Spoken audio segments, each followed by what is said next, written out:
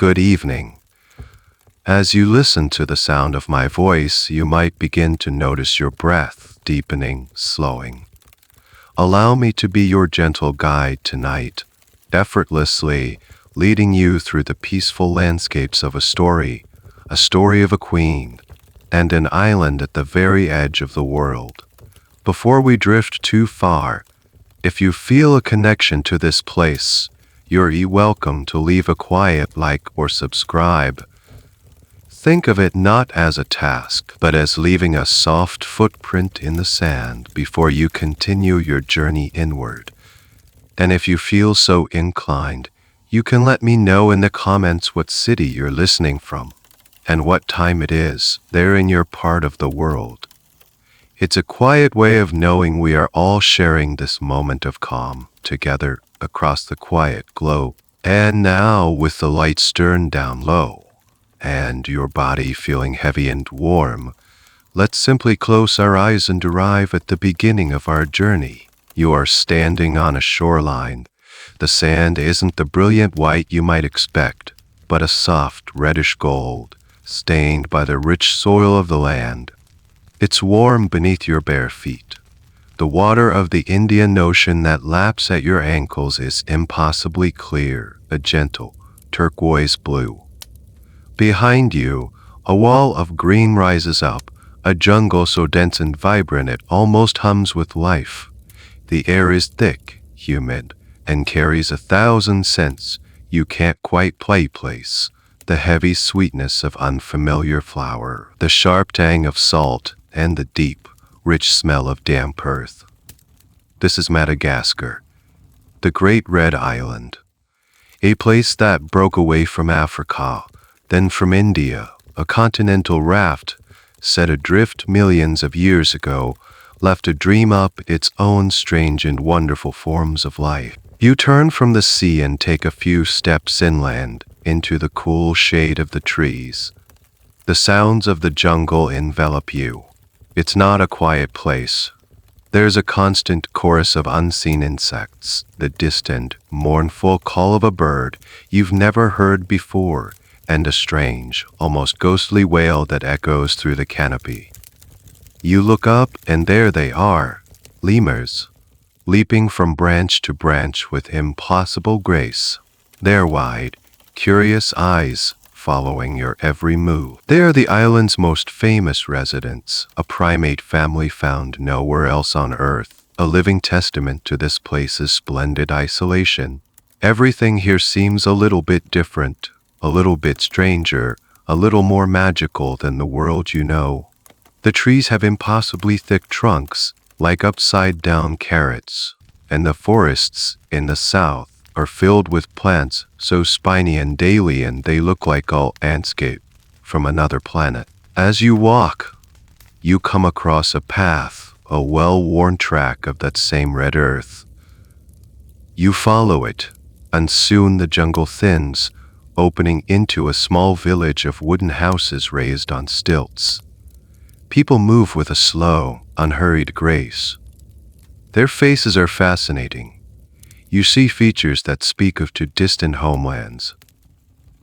Some have the dark skin and tight curls of mainland Africa, while others have the smooth, lighter skin and straight black hair of Southeast Asia, of Borneo or Indonesia, are a beautiful blend of the two.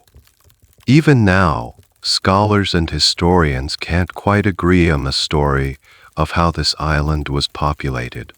Who arrived first? The sailors who crossed the vast Indian Ocean in their outrigger canoes, or the people who made the shorter, but still treacherous, journey across the Mozambique Channel? It's a debate that may never be settled, a mystery woven into the very DNA of the Malagasy people. What is not a mystery is the profound sense of reverence that hangs in the air. This is a land where the ancestors are not gone.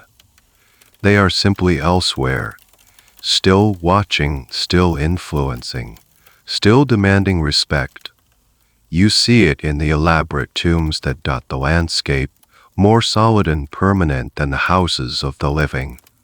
These are not just places of burial, but gateways, points of connection between this world and the next. The people here believe that life is a temporary state and death is a return to the true, eternal home of the ancestors. This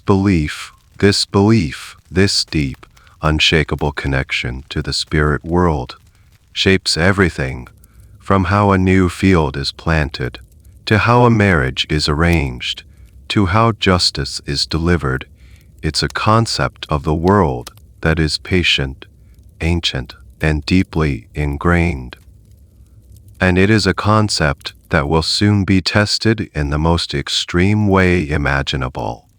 For now many with the spirits and the land. But on the horizon of this quiet island, a change is coming.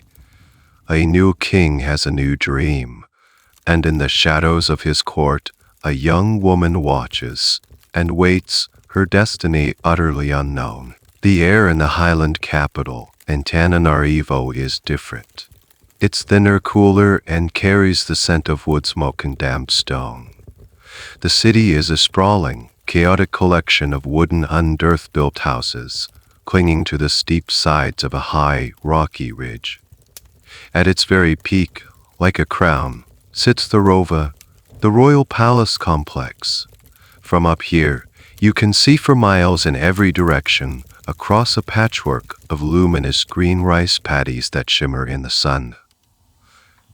This is the heart of the Marina Kingdom, the dominant power on the island. And at the heart of the kingdom is a young man with a vision. You find yourself in the courtyard of the Rova, a bustling space filled with royal guards, courtiers in flowing white robes, and messengers hurrying to and fro. And there, in the center of it all, is the king. Hes not what you might expect. Hes young, barely in his 20s, with a sharp, intelligent face and an restless energy that seems barely contained by his regal posture. This is our Adamai. He isn't just a king, Hes a modernizer, a revolutionary in a royal's robe. He looks less at the traditions of the past and more at the horizon, towards the world beyond the ocean. He sees the ships of the Europeans, the British and the French, circling his island like sharks, and he understands that isolation is no longer an option. The world is coming, whether he wants it to or not. And he decides he will meet it on his own terms. You watch as he meets with a group of British envoys. They are sweating in their heavy wool uniforms, looking uncomfortable in the Highland sun. But the king is perfectly at ease. He speaks with them, not as a subordinate, but as an equal. He has made a deal, a clever and strategic one. The British want him to stop the slave trade, a major source of wealth for the island's kingdoms for generations. In return, they will provide him with what he truly wants: modern weapons, military training, and international recognition. He knows that to unite Madagascar under his rule, to create a single, strong nation capable of resisting foreign colonization, he needs a modern army. So he agrees. It's a pragmatic, even cynical exchange, but it is the foundation of his grand plan. The king's ambition transforms the capital. You hear the unfamiliar sound of European drills and bugle calls echoing across the hills as British sergeants bar quarters at new Malagasy recruits. Young nobles are no longer just learning the ancient traditions. They are being taught to read and write in a new Latin alphabet, created by missionaries the king has invited. Schools are being built. A printing press, a marvel of technology, is hauled up the steep roads to the capital. The Malagasy language is being written down, standardized, and printed in books. It's a moment of incredible change, a dizzying rush into a new era. Here's a little detail that often gets lost in the grand narrative. While the king was eager for European knowledge and technology, he was also a master of playing them against each other. He would warmly welcome British missionaries and teachers, then turn around and grant trading concessions to the French, keeping both European powers off balance, ensuring neither could gain too much influence. He was a natural diplomat, walking a tightrope with the world's great empires. Historians still debate the true nature of his intentions.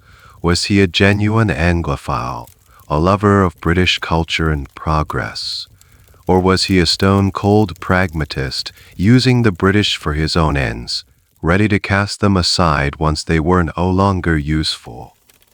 The truth is likely somewhere in between, a complex mix of admiration and shrewd calculation, but not everyone is thrilled with this new world. In the cool, shadowed halls of the palace, and in the villages in the countryside, you can feel a current of unease.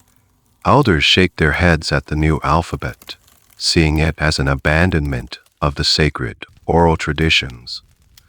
Traditional healers and spiritual leaders, the keepers of the ancestral customs, look upon the Christian missionaries with deep suspicion. They see the new faith, with its single, jealous God, as a direct threat to the power of the ancestors who have protected the island for centuries. The king, in his youthful enthusiasm, seems oblivious to this growing resentment. He is building his modern nation, brick by brick, law by law. He has a son, a male heir, to continue his work. His legacy seems secure.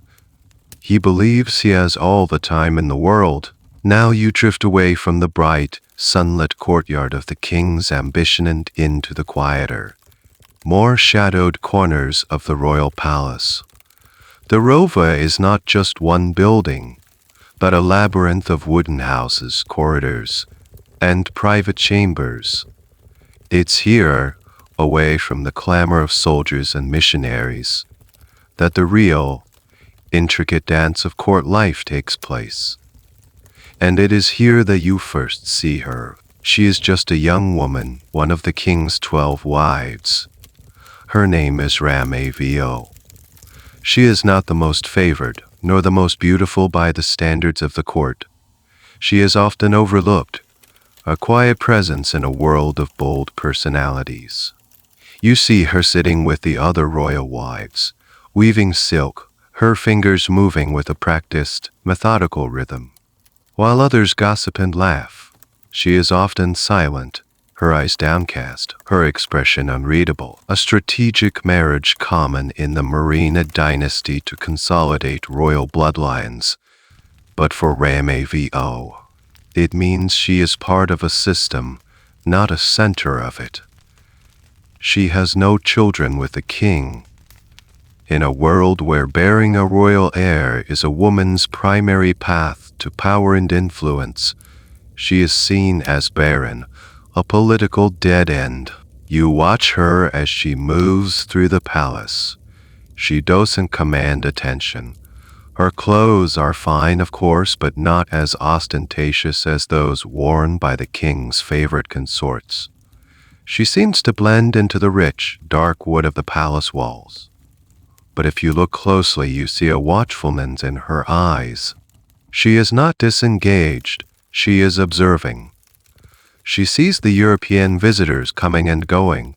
She hears the new words being spoken. She watches the king as he pores over maps and consults with his foreign advisors. And you can sense a deep, quiet pool of something within her. It is not ambition, not yet. It is something harder, more fundamental. It is a profound attachment to the old ways, to the traditions, that she feels are being carelessly swept aside. The king, in his quest for modernity, has not just invited teachers, he has also outlawed certain traditional practices he deems barbaric or uncivilized. He has tried to curtail the power of the Sampwai, the sacred royal idols that are believed to hold the spiritual protection of the kingdom. To the king, they are relics of a superstitious past. But to Ramavo, and too many like her, they are the very soul of the nation. You can almost feel her quiet disapproval, a silent judgment on this new world being built around her. She sees the missionaries not as bringers of enlightenment, but as purveyors of a dangerous new magic that seeks to supplant the ancestors. Here's a curious, intimate detail of her life at this time. While she was one of many wives, she was also known for her fierce loyalty to her family clan.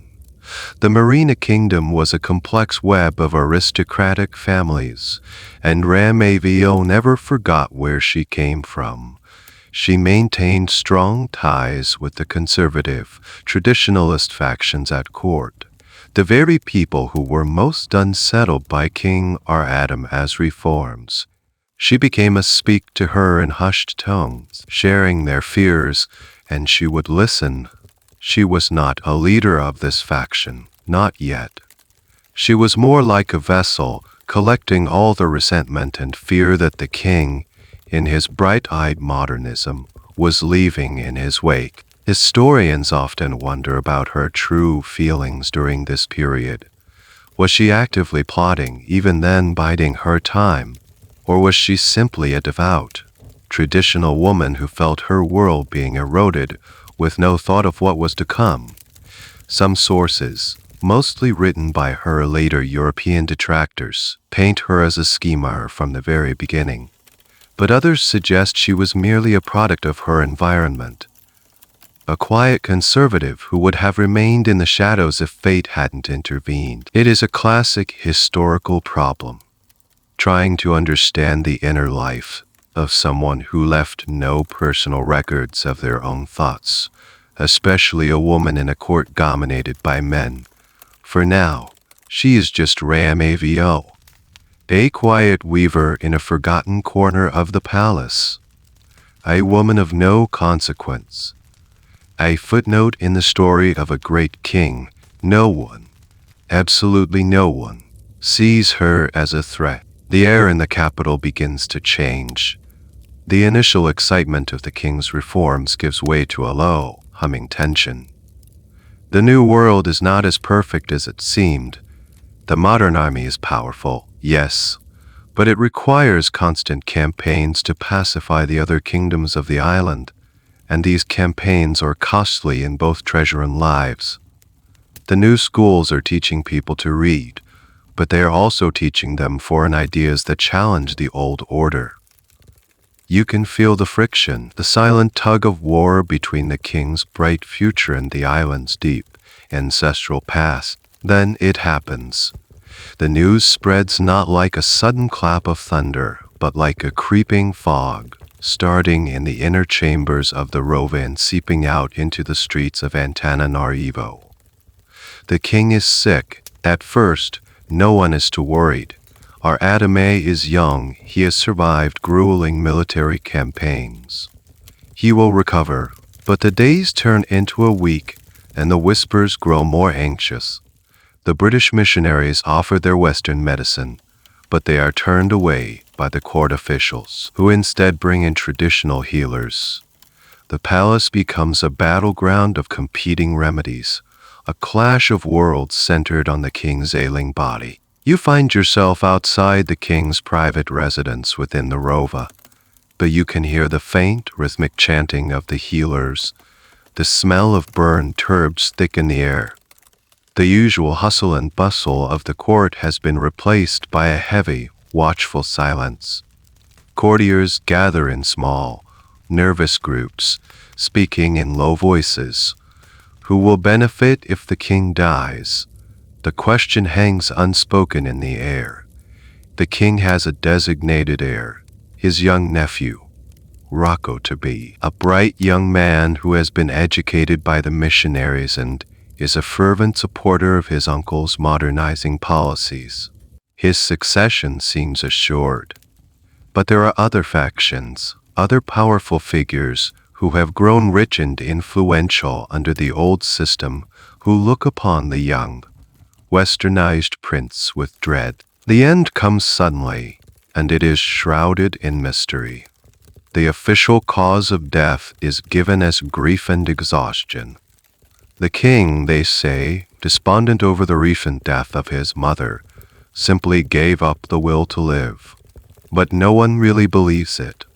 The rumors are immediate and dark: poison, sorcery, assassination. He was only in his mid-30s. Strong men in the prime of their life do not simply die of sadness. Here is where the story splinters into 1,000 different versions, a historical whodunit that has never been solved. Some accounts, particularly those friendly to the old guard, stick to the official story. Others, written by the horrified missionaries and the supporters of the slain prince, claim the king was deliberately isolated and treated to death by traditionalist healers who were, in fact, poisoning him slowly. A few sensationalist reports even whisper that he took his own life, a version that seems highly unlikely for a man so full of ambition and plans for the future.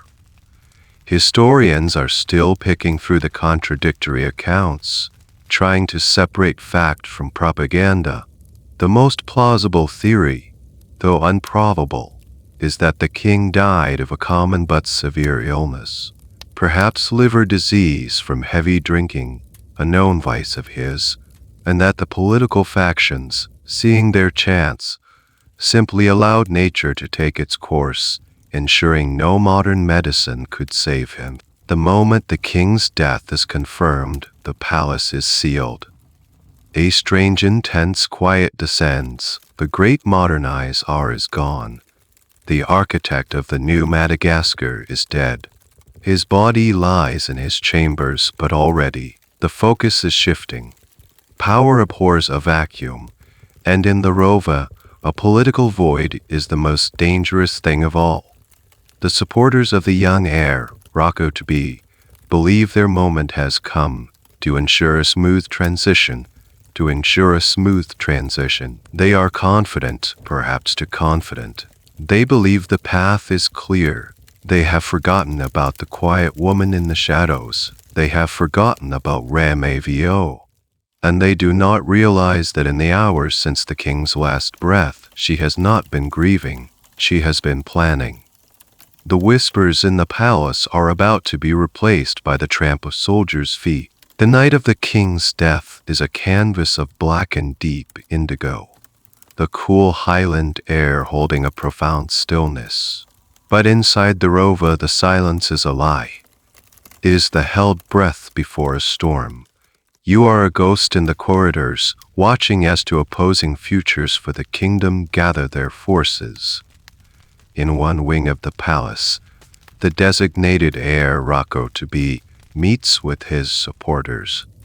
They are the modernists, the forward thinkers, many of them educated in the missionary school. They speak of an orderly transition, of continuing the treaties with the British, of pushing the kingdom further into the light of the 19th century. They assume the levers of power, the army, the treasury, will naturally fall to them. They are making a fatal, academic mistake. They are mistaking procedure for power. In another part of the palace, a different meeting is taking place. It is not a debate, it is a conspiracy. And at its center is Ramavio. She is no longer the quiet, overlooked wife. In the flickering torchlight, her face is transformed. The passivity is gone, replaced by a cold, hard resolve. Around her are the pillars of the old order. Powerful army generals who resent the European advisors, wealthy nobles whose fortunes were tied to the pre-Aratame traditions, and the Kishans, the sacred idols whose spiritual authority had been diminished. They are the ones who have the most to lose from a westernized king like Rocco to be. And Ramavio has just made them a promise. She has promised to restore their world. The plan is swift, brutal, and breathtakingly efficient. Before the sun rises, before Rocco to be's faction can even announce the king's death to the public and proclaim him the new sovereign, the coup begins. Soldiers loyal to Ramavas generals move silently through the palace grounds. They are not the anew British drilled army, they're veterans, men loyal to their commanders and the old ways. They do not arrest their targets, they execute them. You watch, unseen, as the key figures of the modernist faction are dragged from their beds. Rocco to be, the young heir, is the first to go. He is woken not by a proclamation of his kingship, but by the rough hands of soldiers. There is no trial, no ceremony. He is killed quickly, a spear thrust ending his dream of a modern Madagascar before it could even begin. His mother, a powerful and intelligent woman who would have been a formidable regent, is next. She is hunted down and eliminated. His uncles, his cousins, anyone with a legitimate claim to the throne, anyone who could become a symbol of opposition, is systematically, unmercilessly purged. It is a river of blood, all flowing in one night, washing away Adam's entire legacy. The sheer ruthlessness is shocking, but here's a detail that reveals the cold, calculating logic behind it.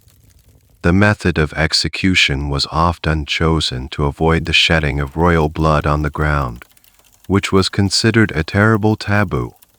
Some were strangled with a silken cord. Others, according to some grisly accounts, were held down while their spine was broken. It was a strange intersection of brutal realpolitik and deep-seated superstition. You must kill it in the proper, ancestral, lie-approved way. By sunrise, it is over. The modernist faction has been decapitated. Its leaders are dead, its supporters scattered and terrified. The capital wakes up to a city under new management. Soldiers are on every corner. The gates of the Rova are sealed tight. Then a proclamation is made. King Adame is dead. And by his dying wish, the lie so audacious it is almost admirable, he has named his beloved wife, Ramavio, as his successor. But it is a fiction backed by an army and a terrifyingly fresh mound of earth in the royal cemetery. The academic debate here is a fascinating one. How much of this was Ramavas on design? And how much was she a figurehead for the powerful conservative generals and nobles? Was she the brilliant, ruthless mastermind behind the coup? Or was she a convenient, legitimizing front for men who couldn't take the throne themselves? Early European accounts, eager to demonize her, portray her as the sole bloody-handed architect. But more recent scholarship suggests a more complex picture of a symbiotic relationship. The generals needed her royal blood to legitimize the coup. She needed their military muscle to seize the crown. They were partners in a brutal, but brilliantly successful seizure of power. Together, they have just wrenched the steering wheel of the nation, pulling it off the path to the modern world and swerving it sharply back towards the ancient past. The woman no one saw coming now sits on the throne. The sun rises over Antananarivo, but it feels like a different sun. The air of mourning for the dead king is quickly and officially replaced by a new, more potent atmosphere. One of rigid, unquestioning loyalty to the new ruler. The bodies of the executed have been quietly disposed of, and a veneer of order has been imposed on the city. Now, it is time for the victor to claim her prize. You are standing in the Mahamas in May, the vast, sacred field at the foot of the palace hill where all great royal proclamations are made. An immense crowd has been assembled, tens of thousands of people summoned from the capital and the surrounding villages. They stand in a heavy, uncertain silence, their faces a mixture of confusion, fear, and curiosity. They have been told that their modernizing king is dead and that one of his wives, a woman few of them have ever seen, is now. It is a disorienting, unprecedented moment. Then, she appears. Ramavio emerges onto the raised platform, and the crowd collectively holds its breath. She is no longer the unassuming woman from the palace corridors. She is dressed in the magnificent and imposing fashion of a marina sovereign. A scarlet lame, a richly woven ceremonial shawl, is draped over her shoulders, its color a symbol of royalty and power. Her expression is not one of triumph or joy. It is a mask of stern, implacable authority. She looks at them as their owner. Beside her are not the European advisors or the missionary-educated courtiers of our Adam's reign. Instead, she is flanked by the hard-faced generals who orchestrated her coup and the solemn, imposing figures of the traditional priests, the keepers of the old ways. The message is unmistakable. This is a restoration. This is a reversal. Then she speaks. Her voice is clear and strong, carrying across the vast field, and her first official act is to cast off her old self. Never say that I am a weak and ignorant woman, she proclaims, her voice ringing with defiance. I am no longer Ramavio. She pauses, letting the weight of the moment settle over the silent crowd. I am Ran Avalone. The name itself is a declaration of intent. It is a name taken from previous, powerful female figures in marina history, a name synonymous with strength and tradition. By choosing it, she is not just giving herself a new title. She is wrapping herself in the authority of the ancestors, positioning herself as the rightful heir to the true, pre-modern legacy of the kingdom. She is, in effect, erasing our Adam as reign and connecting herself directly to a more ancient and, in her view, more authentic source of power. Here's a fascinating linguistic and cultural detail. The name Ran Avalone can be broken down. Ra is a common honorific prefix, while Navalo is derived from the word for being set aside or held in awe, as she herself translated it. It's a name that doesn't mean beautiful or gracious. It means to be feared and respected. It was a piece of personal branding so effective and so chilling that it would define her for the rest of her life and for centuries to come. Historians have long debated the precise choreography of this coronation ceremony. Was the choice of the name Ran Avalone her own idea, a stroke of political genius? Or was it suggested to her by her advisors, the powerful men who needed a symbol of traditional authority to legitimize their own power grab? There are no records of these private discussions, of course. Some argue that the shrewdness of the choice points to her own sharp political instincts. Others maintain that she was, at this early stage, still heavily reliant on the men who put her on the throne, and that they crafted her new persona for her. It remains one of the tantalizing what-ifs of her early reign. As she finishes her speech, she makes a vow.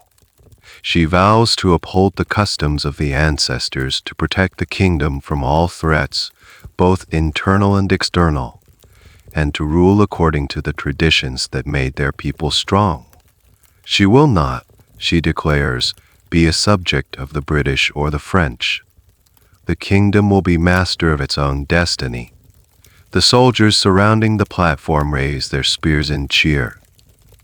The cheer is taken up hesitantly at first, and then with more force, by the crowd. They are cheering for a new queen. They are cheering for a return to the old ways.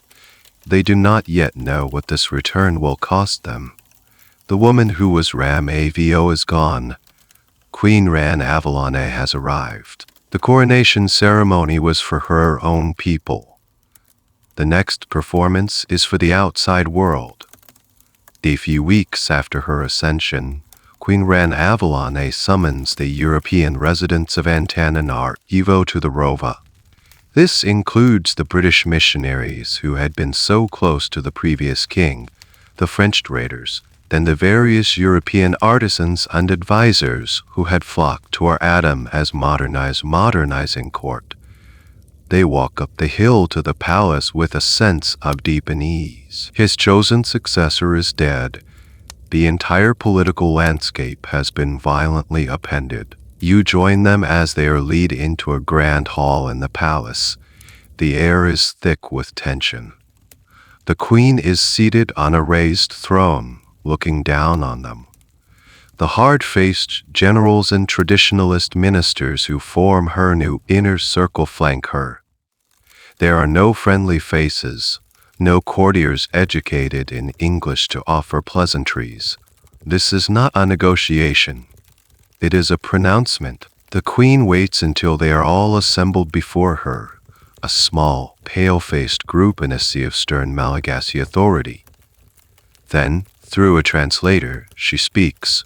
Her words are not diplomatic. They are as sharp and solid as the stone of the hill the palace is built on. She informs them that the agreements made by her lamented husband with the British government are, for all intents and purposes, null and void. The annual payment the British had been sending in exchange for the suppression of the slave trade would be refused. Then comes the most chilling part of the speech. She looks directly at the leader of the British contingent and says, "Did they not, in your country, kill their king, Charles I? And did not your queen, Mary, have to renounce her religion?" The reference is stunningly astute. She is using their own history against them, demonstrating that she knows their stories of political upheaval and religious persecution. She is telling them in no uncertain terms that what happens in her kingdom is her business, just as what happened in theirs was their business. She follows this with a powerful and famous declaration. "I will not and cannot say he is my friend, and she is my enemy. He is a foreigner, and she is from my own land." She is making it clear that the special status they enjoyed under our Adam is over. They are all just people, and their usefulness will be the only thing that guarantees their safety. Finally, she delivers the line that will define her foreign policy for the next 3 decades. Pointing out from the high plateau of the capital towards the distant coasts, she says, "The sea is the boundary of my realm. I will not have any other." It is a declaration of absolute, uncompromising isolationism. Bade or slamming shut. She is drawing the line, not in the sand, but in the water itself. For the Europeans in the room, it is a terrifying moment. Their world has shrunk from a welcoming court to this single, intimidating room. Their protector is gone, and in his place is a woman who sees them not as partners, but as a potential threat, a contamination. One of the strangest details of this period is the abrupt halt of European-style construction. Under our Adam, several buildings were being constructed using stone and mortar, a European technique. Ran Avalon immediately forbade it. The use of stone for anything other than tombs and royal structures was seen as a violation of tradition. It was a small, symbolic act, but it spoke volumes. It was as if she were trying to physically purify the capital of foreign influence. One bill on influence. The historical debate surrounding this speech is intense. Was this a panicked, xenophobic reaction from a new, insecure ruler? Or was it a brilliantly calculated act of political theater, designed to reassert sovereignty and put the arrogant European powers back on their heels? The truth is, it was likely both. She was undeniably suspicious of foreign intentions, and with good reason. She had seen how the French and British operated elsewhere in the world, but the speech was also a masterstroke of nationalist rhetoric. She was telling her own people that she would not bow to any foreign power, a message that would have resonated deeply with the traditionalist factions who supported her. She was consolidating her power by creating a clear, external other to rally her people against. As the shaken Europeans file out of the palace, the message is clear. The era of open arms is over. The party has ended. The new queen has made her position terrifyingly plain. The island of Madagascar is, by royal decree, once again adrift, floating alone in the vast Indian Ocean, and the queen herself will be its sole, unchallengeable captain. With the door to the outside world firmly slammed shut, Queen Ran Avalone turns her attention inward. Her vision for the kingdom is one of absolute self-sufficiency and grandeur, a nation that needs nothing from anyone. But this vision requires immense effort, and the queen has a very specific and very brutal method for achieving it. She revitalized and expands a traditional system of unpaid, forced labor known as fan-o-en-piona. You find yourself on a dusty road leading out of the capital. The road is not empty. It is crowded with a long, slow-moving line of people, men, women, and even children, their backs bent under heavy loads. Some are carrying massive stones, freshly quarried from the hills. Others are lugging in enormous timber beams, felled in distant forests. They are not slaves, not in the traditional sense. They are ordinary citizens, farmers, artisans, and villagers who have been conscripted by the state. Under the Queen's law, every single person in her kingdom, apart from the highest nobles and a few other exempt classes, owes the government a portion of their time. It could be a few weeks, a few months, or, for the unlucky, years. This is the Queen's grand work. It is an immense, kingdom-wide construction project. You see work gangs everywhere. They are building new roads to connect the capital to the strategic coastal towns, allowing her armies to move quickly. They are draining marshes to create new rice paddies to feed the growing population of the capital. They are constructing vast, new public buildings and fortifications in Antananarivo, transforming it from a city of wooden earth into a formidable stone fortress. Most importantly, they are working on the Queen's own new palaces, magnificent structures designed to project her power and glory. The scale of the labor is staggering. You watch a team of hundreds of men as they struggle to move a single, massive wooden pillar destined to be part of a new royal building. They use no wheels, no draft animals, just sheer human muscle, sweat, and determination. They chant in unison as they pull on thick ropes, their bodies straining. The work is dangerous. Men are crushed by falling stones. They succumb to camps. There is no compensation for injury or death. To die while serving the Queen is simply considered a fulfillment of one's duty. Here's a truly mind-boggling detail of the fan-o-en-piona system. It wasn't just used for construction. It was used for everything. If the Queen wanted a new European-style sofa for her palace, she would order her subjects to build it. But since they had no experience, they would be ordered to first make the tools. Then they would be ordered to mine the iron, build the forge, and smelt the metal to make the nails. Then fell the trees, saw the wood, and finally assemble the piece of furniture. A project that would take a skilled European artisan a week could take hundreds of people months of grueling, unpaid labor. It was an economy built entirely on human effort, a rejection of global trade so absolute it bordered on the surreal. The system was devastating to the kingdom's economy and its people. Farmers were pulled from their fields during planting or harvest season, leading to widespread food shortages and famine. The constant demand for labor left villages half empty, families broken apart. The death toll from the fan-o-en-piona was immense.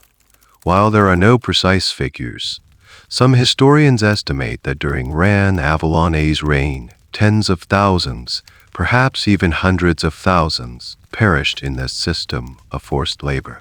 It was a quiet, grinding catastrophe that unfolded over decades. The academic controversy here revolves around the interpretation of the Phanompiona. Was it, as European observers at the time claimed, a barbaric system of slavery, pure and simple, a testament to the Queen's cruelty? Or was it a more complex institution, a traditional form of civic duty and taxation by labor that the Queen simply took to an unprecedented and brutal extreme? Some scholars argue that viewing it through a purely Western lens as the cultural context, the sovereign literally owned the land and everything on it, including the time and labor of the people. Therefore, the Queen wasn't enslaving them, she was simply collecting what was rightfully hers. This doesn't make the suffering any less real, of course, but it places the Queen's actions within a different philosophical framework, not one of pure sadistic cruelty, but of a ruler exercising what she, and many of her subjects, believed to be her legitimate, ancestral rights. As you stand by the side of the road, watching the endless line of laborers trudge past, their faces etched with exhaustion, you realize you are witnessing the true cost of the Queen's isolationist dream. The magnificent city rising on the hill is being built on a foundation of human suffering. The kingdom's self-sufficiency is being paid for with the lives of its own people. The slamming of the door was the first step. Now, Queen Rhea Avalon begins the slow, methodical process of cleaning house. The Europeans who had become so comfortable and influential under our Adam as rule now find themselves in an increasingly precarious position. The Queen sees them not as assets, but as a source of cultural pollution and a potential fifth column for foreign powers. Their time on the island is running out. You feel the shift in the capital's atmosphere. It's a palpable cooling of relations. The casual access that Europeans once had to the court is gone. Now audiences are rare, formal, and intimidating. Their movements are monitored. Malagasy citizens are discouraged, and later forbidden, from associating with them too closely. The era of friendly collaboration is over, replaced by one of suspicion and surveillance. The first to feel the pressure are the missionaries. The London Missionary Society had been the jewel in Arada's crown, the engine of his literacy program. Now Rhea Avalon views them with profound distrust. She sees their teachings as a direct assault on the ancestral belief system that forms the bedrock of her authority. The Christian God, who demands exclusive worship, cannot coexist with the spirits of the ancestors who protect the kingdom. It is a zero-sum game, and the Queen has no intention of losing. You witness a series of decrees designed to slowly strangle their activities. First, she forbids Malagasy soldiers from being baptized. An army that prays to a foreign god is an army with divided loyalties. Then, she bans public Christian worship and the distribution of religious texts. The printing press that had been a symbol of progress is now seen as a tool of sedition. The schools are allowed to continue for a time, but their purpose is narrowed. They are to teach practical skills, reading, writing, arithmetic, but not religion. The Queen wants literate administrators, not Christian converts. The French traders and artisans face a different kind of pressure. The Queen's policy of radical self-sufficiency means there is simply no work for them. Why hire a French carpenter when she can compel 1,000 of her own subjects to do the job for free? Why trade for French luxury goods when the very idea of foreign trade is now seen as a weakness? Their businesses dry up. Their contracts are cancelled. They become redundant, isolated figures in a kingdom that has decided it no longer needs them. Here's a small telling detail that illustrates the Queen's mindset. She didn't just expel the Europeans. She tried to absorb their knowledge first, before forcing out a skilled European gunsmith or craftsman. She would often assign a team of Malagasy apprentices to him, with the explicit order to learn everything he knew. Once she was satisfied that his skills had been transferred, he was no longer useful, and his permission to reside in the kingdom would be revoked. Form of technology transfer. She wanted the know-how, not the know-it-all. The final act comes in 1835. The queen has had enough. She issues a formal edict. All Europeans who will not enter into the service of her government and be treated as Malagasy subjects, subject to the Fan Ompiona, it is an impossible choice. To stay means surrendering their citizenship and becoming, in effect, property of the queen. To leave means abandoning years of work, their homes, and for the missionaries, their congregation. Most choose to leave. You watch the sad, small procession as they make their way down from the high plateau of Antananarivo towards the coast. They are the last remnants of our Adam as dream. Their departure is not marked with violence, but with a cold, bureaucratic finality. They are simply erased from the life of the kingdom. A few missionaries choose to stay, going into hiding, determined to keep the flame of their faith alive in secret. But for all intents and purposes, the European presence has been extinguished. The central historical question here is about the Queen's motivation. Was the expulsion driven primarily by religious conviction, a genuine belief that Christianity was a spiritual poison? Or was it a political calculation, a move to eliminate a group of people who represented a dangerous link to foreign powers and an alternative source of authority? The answer, as is often the case with Ranavalane, is that it was an inseparable mix both. Her political power was deeply intertwined with the traditional religious system. An attack on one was an attack on the other. By defending the ancestors, she was defending her own throne. By expelling the missionaries, she was cutting the final thread of foreign influence that could challenge her absolute rule. The island is now really alone, sealed off from the world, floating in a sea of the Queen's own making. The stage is now set for her to turn her purifying fire on her own people. A queen, even one as formidable as Ranavalane, does not rule alone. Behind the throne, in the shadows of power, there is always a figure who translates the sovereign's will into action. In Ranavalane's court, this figure was a man named Dandiranampanumashur and Indra, a name so grand it's a wonder ye had time to do anything else. Thankfully for everyone, especially storytellers, he was more commonly known by his much shorter nickname. You see him for the first time in the Queen's council chamber, while the generals are loud and boastful, and the traditional priests are solemn and mysterious. Rain-i-Haro is different. He is not of the highest noble blood, a fact that would have barred him from the top echelons of power in a previous era. He is a man who rose through sheer competence, cunning, and an unshakable loyalty to the new queen. He is quiet, observant, with eyes that seem to miss nothing. He is the ultimate administrator of the new, isolationist state. He becomes the queen's chief minister, her prime minister, her right-hand man. But his role is more intimate than that. As the years go by, he also becomes her consort, her partner.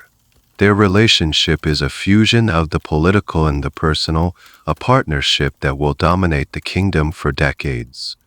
While the queen sets the brutal, uncompromising vision, it is Rain-i-Haro who builds the machinery to make it a reality. You watch him at work. He is the master of the kingdom's logistics. When the queen demands a new palace, it is Rain-i-Haro who organizes the Fan Ompiona, the forced labor gangs, who calculates how many thousands of men are needed, where the timber will be felled, where the stone will be quarried. He is the architect of the state's terror. When a village is suspected of dissent, it is Rei-Haro who dispatches the soldiers and ensures the queen's justice is delivered swiftly and without mercy. He is the head of the queen's vast network of spies, his agents listening for whispers of sedition in every marketplace and village. He is, in essence, the perfect servant for a paranoid queen. He understands her fears because he shares them. He believes in her vision of a strong, traditional, and isolated Madagascar because it is a vision that has given him immense power. Their relationship is one of perfect, terrifying synergy. She is the unshakable will. He is the tireless hand. Here's a peculiar and telling detail about Rei-Haro's ambition. Even in death, he sought to solidify his power. He commissioned a tomb for himself in the heart of the capital, a magnificent stone structure that was, in its grandeur, second only to the tombs of the sovereigns themselves. Inside, he was not buried in a simple shroud. He was laid to rest in a massive, solid silver coffin, an obscene display of the wealth he had accumulated as the queen's chief enforcer. His tomb was designed to be a center of a new, powerful political dynasty. His sons, who he had carefully placed in high positions, would continue his legacy, effectively making his family the permanent, hereditary managers of the kingdom. It was a move of breathtaking audacity, cementing his influence beyond the grave. The nature of his relationship with Queen Rei-Avalone is a subject of endless fascination and debate for historians. Was it a genuine love match, a cold, calculated political alliance, or was he a master manipulator, a Malagasy Rasputin who subtly controlled a powerful but unstable queen? European accounts from the period, desperate to find a rational explanation for the queen's actions, often portray her as a weak-willed woman completely under the thumb of her sinister minister. They couldn't conceive of a woman exercising such brutal power on her own initiative. But modern historians tend to see a more complex partnership of equals. Rei-Avalone was nobody's puppet. She had her own fierce intelligence, her own unbending will, and her own deep-seated convictions. Rei-Haro was not her master, he was her most effective tool. He didn't create her policies, he implemented them with ruthless efficiency. He was powerful not because he controlled her, but because he understood her perfectly and was completely aligned with her goals. He did not create it. Together they form a formidable, impenetrable unit at the center of the kingdom. They are a closed loop of command and control. Her paranoia is fed by his intelligence reports. His power is guaranteed by her royal authority. They have purged their rivals, expelled the foreigners, and brought the entire population under the yoke of the San Ompiona.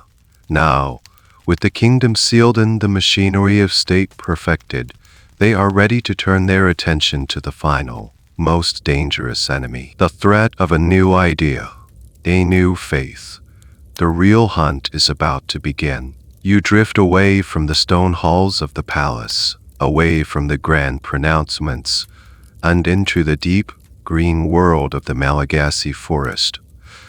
The air here is damp and smells of life and decay. Light filters down in soft, dappled shafts, illuminating a world of strange and unique plants. It is here in the wild and tamed parts of the island that the kingdom's most powerful and feared to love justice grows. You come across a small, unremarkable-looking tree. It's a species of Kerbera, related to the oleander. It has simple, glossy green leaves and, at certain times of the year, clusters of fragrant white flowers. But its power lies in its fruit. You see one on the ground. It looks like a small, green mango. Inside this fruit is a kernel, a nut. This is the tang and nut. It is innocuous to look at, no different from 100 other seeds you might find on the forest floor. But inside this small, hard kernel is a potent poison, a cardiac glycoside that can stop a human heart. For centuries, this nut has been used in Madagascar not as a poison for assassination, but as an instrument of divine judgment. It is the central component of a trial by ordeal, a ritual designed to reveal the hidden guilt or innocence of an accused person. The belief is simple. The Tangane poison itself does not decide who lives or dies. The ancestors do. They will protect the innocent, allowing them to survive the ordeal, allowing the poison to do its work. It is a system of justice that requires no evidence, no witnesses, no arguments. It requires only faith in the spirits and the terrible power of this small nut. Under the previous kings, the Tangane ordeal was used, but it was used relatively sparingly, reserved for the most serious crimes like treason or witchcraft, and often only with the king's direct approval. But under Queen Ran Avalone, it is about to be unleashed on an industrial scale. For a queen obsessed with purity, with rooting out hidden enemies and unseen threats, the Tangane is the perfect weapon. It bypasses the messiness of human judgment and goes straight to what she believes is a divine, infallible source. Here's a bizarre and almost comically bureaucratic detail about the Tangane ordeal. There was a whole class of official MPI Tangane, or Tangane administrators, who were experts in the ritual. They knew which trees produce the most potent nuts, how to prepare the poison, and precisely how the ceremony must be conducted. It wasn't some haphazard village affair. It was a state-sanctioned, highly ritualized process. The state even charged a fee for the administration of the ordeal. Not only did you have to risk your life to prove your innocence, your family often had to pay the government for the privilege. You watch as an administrator prepares the poison. The kernel is scraped and ground into a paste. This paste is then mixed with the skins of 3 pieces of chicken. The accused person would be forced to swallow this mixture, along with a large amount of rice water to help it go down. The logic of the chicken skins was crucial. The outcome of the ordeal depended on what happened next. If the accused vomited up all 3 pieces of chicken skin, they were declared innocent. Casting out the poison, their survival was proof of their purity. But if they failed to vomit, or if they died from the poison before they could vomit, they were declared guilty. The academic debate around the Tangane is not about whether it happened. It most certainly did, but about its actual physiological effects and the element of manipulation. Was the outcome truly random, or could the administrators influence the result? Some historians and botanists suggest that the toxicity of the nut could vary wildly from tree to tree, or even from nut to nut. An experienced administrator might have known which nuts were more or less potent. It's also possible they could alter the dosage, giving a smaller, non-lethal dose to someone they wished to see exonerated, and a massive dose to someone they wanted to eliminate. There are even accounts suggesting that the way the chicken skin was cut could make it harder or easier to regurgitate. So, was it divine judgment, or was it a cleverly disguised form of judicial murder? The outcome rigged from the start. It's a chilling question that hangs over every single trial. For now, the Tangane nut is just a seed on the forest floor, a piece of botany. But it is about to become the symbol of Queen Ran Avalone's reign, the instrument of her great purge. It will be used to root out thieves, rebels, and political rivals, but its most frequent and devastating use will be against a new kind of criminal, those who have committed the crime of believing in a new god. The Tangane ordeal is about to become the centerpiece of the Queen's holy war. The village square is silent, but its loud silence heavy with dread. Everyone from the surrounding area has been forced to gather to stand as witnesses. In the center of the square stands a man, his hands bound, his face a mask of terror. He is a farmer, and he has been accused of stealing a neighbor's ebu, a type of humped cattle. He denies it, but his neighbor is insistent. There are no other witnesses. In Ran Avalon is Madagascar. This is a problem that is easy solve. You watch as the royal officials arrive. They are not judges or lawyers. They are the MP Itangane, the administrators of the ordeal, and they carry with them the tools of their trade. A small, carefully wrapped package containing the ground tangane nut, a basket with pieces of chicken skin, and a large pot of rice water. The accused is forced to his knees.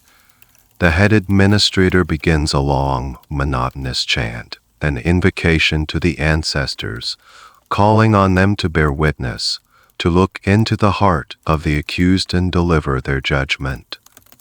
The air grows thick with a mixture of sacred reverence and draw fear. This is not a legal proceeding as you would understand it. It is a raw, terrifying appeal to the spirit world. The administrator mixes the greenish-brown paste of the tangane with the 3 prepared pieces of chicken skin. The accused is forced to open his mouth, and the foul-smelling concoction is pushed down his throat. Then comes the water. He is forced to drink cup after cup of thin, soupy rice water, bloating his stomach, helping the poison to circulate through his body. Now the waiting begins. It is the most terrible part of the ritual. The man is on his hands and knees, his body trembling. The crowd watches in absolute silence. Every eye is on him. His life now hangs on a biological spasm, an involuntary muscular contraction. Will he vomit? The poison begins to work quickly. You see the effects. His breathing becomes shallow. A sheen of cold sweat breaks out on his forehead. His eyes glaze over as the cardiac toxins begin to attack his hardened nervous system. He groans, his body racked with convulsions. His family stands at the edge of the crowd, their faces frozen in a rictus of hope and despair. Minutes stretch into an eternity. Then his body heaves. He retches violently, and a stream of water and rice bursts from his mouth. The officials immediately rush forward, sifting through the mess on the ground. The crowd leans in, a collective gasp of anticipation. The first piece of chicken skin, a wave of relief, seems to pass through the crowd. He only needs one more. His family begins to weep with relief. He is innocent. But the third piece does not appear. The man's convulsions grow weaker. He collapses onto his side, his limbs twitching feebly. A few moments later, he is still. The head administrator solemnly examines him, then stands up and faces the crowd. He did not vomit the 3 skins. The ancestors have spoken. He was guilty. Here's a small, grim detail about the aftermath. If the accused was found guilty, not only did they forfeit their life, but their family was oft unpunished as well. Their property could be confiscated by the state, and their relatives could be sold into slavery. The Tangane ordeal wasn't just a sentence for an individual, it was a potential catastrophe for an entire lineage. Conversely, if the accused survived and was the accuser who was in trouble, they were often forced to pay a heavy fine or could even be subjected to the ordeal themselves for making a false accusation. It was a system with terrifyingly high stakes for everyone involved. The debate among historians and anthropologists here is a profound one. How did people maintain faith in a system that was so demonstrably deadly and, from an outside perspective, so random? The key is understanding the worldview. For the Malagasy people of that era, the outcome wasn't random at all. It was a direct communication from the spirit world. If a person died, it was not because of the poison, it was because the ancestors had judged them guilty and withdrawn their protection. To question the result of the ordeal would be to question the very power of the ancestors, the foundation of their entire reality. It's a powerful example of how a deeply held belief system can rationalize even the most brutal and seemingly illogical practices. As the body of the farmer is dragged away and the crowd begins to disperse, a new group of soldiers arrives in the village. They are not here to investigate the theft of a cow. They are here on a different mission, the more important one. They are hunting for criminals of a different sort. The Tanganay ordeal you just witnessed was a minor, local affair. Now, the full power of this ritual is about to be turned against the greatest internal threat the Queen perceives. The great hunt has begun. The expulsion of the foreign missionaries was only the beginning. Queen Ran Avalon A knew that an idea, once planted, is not so easily uprooted. Christianity had taken root in her kingdom quietly, but deeply. There were now several thousand Malagasy converts, mostly in and around the capital. They had learned to read, they had embraced the new faith, and they continued to meet in secret, praying to their foreign god in defiance of the Queen's decree. To Ran Avalone, this was not just a difference of opinion, it was treason. You are in a small, windowless hut on the outskirts of Antananarivo. It is late at night. The only light comes from a single, sputtering oil lamp. A small group of people, perhaps a dozen, are huddled together on the floor. They are reading from a worn, hand-copied section of the Bible, their voices barely a whisper. These are the MP the prayers. They are artisans, soldiers, and even some minor nobles who had converted under King or Adame. To be caught is to face the Queen's wrath. Suddenly, the door bursts open. Soldiers, acting on a tip from one of Rain Iharo's spies, storm into the hut. The secret meeting is over. The worshippers are dragged out into the night, their sacred book trampled into the dirt. Their journey into the Queen's system of justice has begun. The crime is formally declared in a great cabaret, a public assembly. Queen Ran Avalon A, speaking to a massive, silent crowd, lays out her case. She doesn't frame it as a religious disagreement. She frames it as an attack on the very fabric of Malagasy identity. Who among you, she asks the crowd, can create a new sun, or a new moon, or a new moon, or a new earth?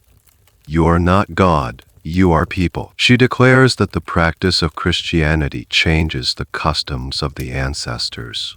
It is therefore illegal. Anyone who continues to worship the Christian God is an enemy of the state, or rebel against the sacred order. The Great Hunt, or NYT Animezine, the Dark Land as the Christians called this period, begins in earnest. It is a wave of persecution that will last for the rest of the Queen's long reign.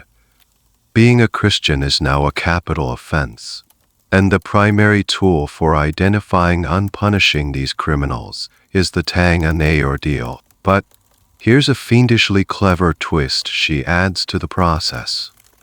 She offers a way out. Accused Christians are given a choice. They can confess, renounce their faith, and prove their sincerity by naming other Christians. If they do this, their lives might be spared, though they would still face punishment, often being reduced to slavery or forced into hard labor. Or they can maintain their innocence, deny their faith, and prove it by undergoing the Tanganay ordeal.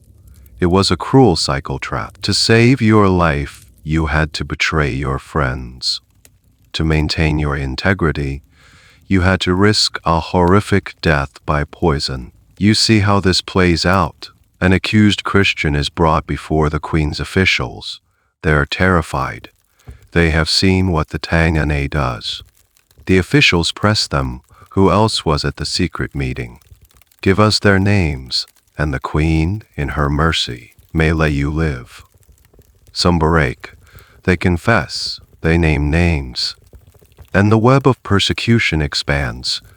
The soldiers now have a new list of targets. The hunt spreads from family to family, village to village. The historical debate here centers on the scale and nature of this persecution. Early missionary accounts, written after the fact, tend to paint a picture of a relentless, kingdom-wide Holocaust with hundreds of thousands of victims. They had an interest in creating a grand story of martyrdom. However, more critical modern historians suggest the reality was more complex. They argue that while the persecution was undeniably brutal and resulted in thousands of deaths, it was not a cause 24-hour-a-day error. There were periods of intense hunting followed by lulls. Furthermore, they argue it was often localized, concentrated in the capital region where Christianity was strongest. The use of the Tangane was also, according to some scholars, sometimes a tool for settling personal scores. An old family feud or a dispute over land could be easily resolved by accusing your rival of being a secret Christian. The queen's persecution, in this view, was not just a matter of state policy, but was also co-opted by people for their own personal, and often petty, reasons. For those who refuse to confess, for those who hold fast to their new faith, the ordeal awaits. The number of people subjected to the Tangane explodes. The state can't even keep up with the demand for the poison nuts. The ordeal becomes a public spectacle, a true love masked error designed to show the populace the price of disloyalty. The queen is not just trying to punish the Christians. She is trying to immunize her kingdom against their faith, to make the very idea of it anonymous with death. The land is growing dark indeed, and for the most steadfast believers, an even more spectacular fate is being prepared. The persecution creates a new kind of hero in the kingdom. The martyr. These are the Christians who, when faced with the choice of renouncing their faith or death, choose death.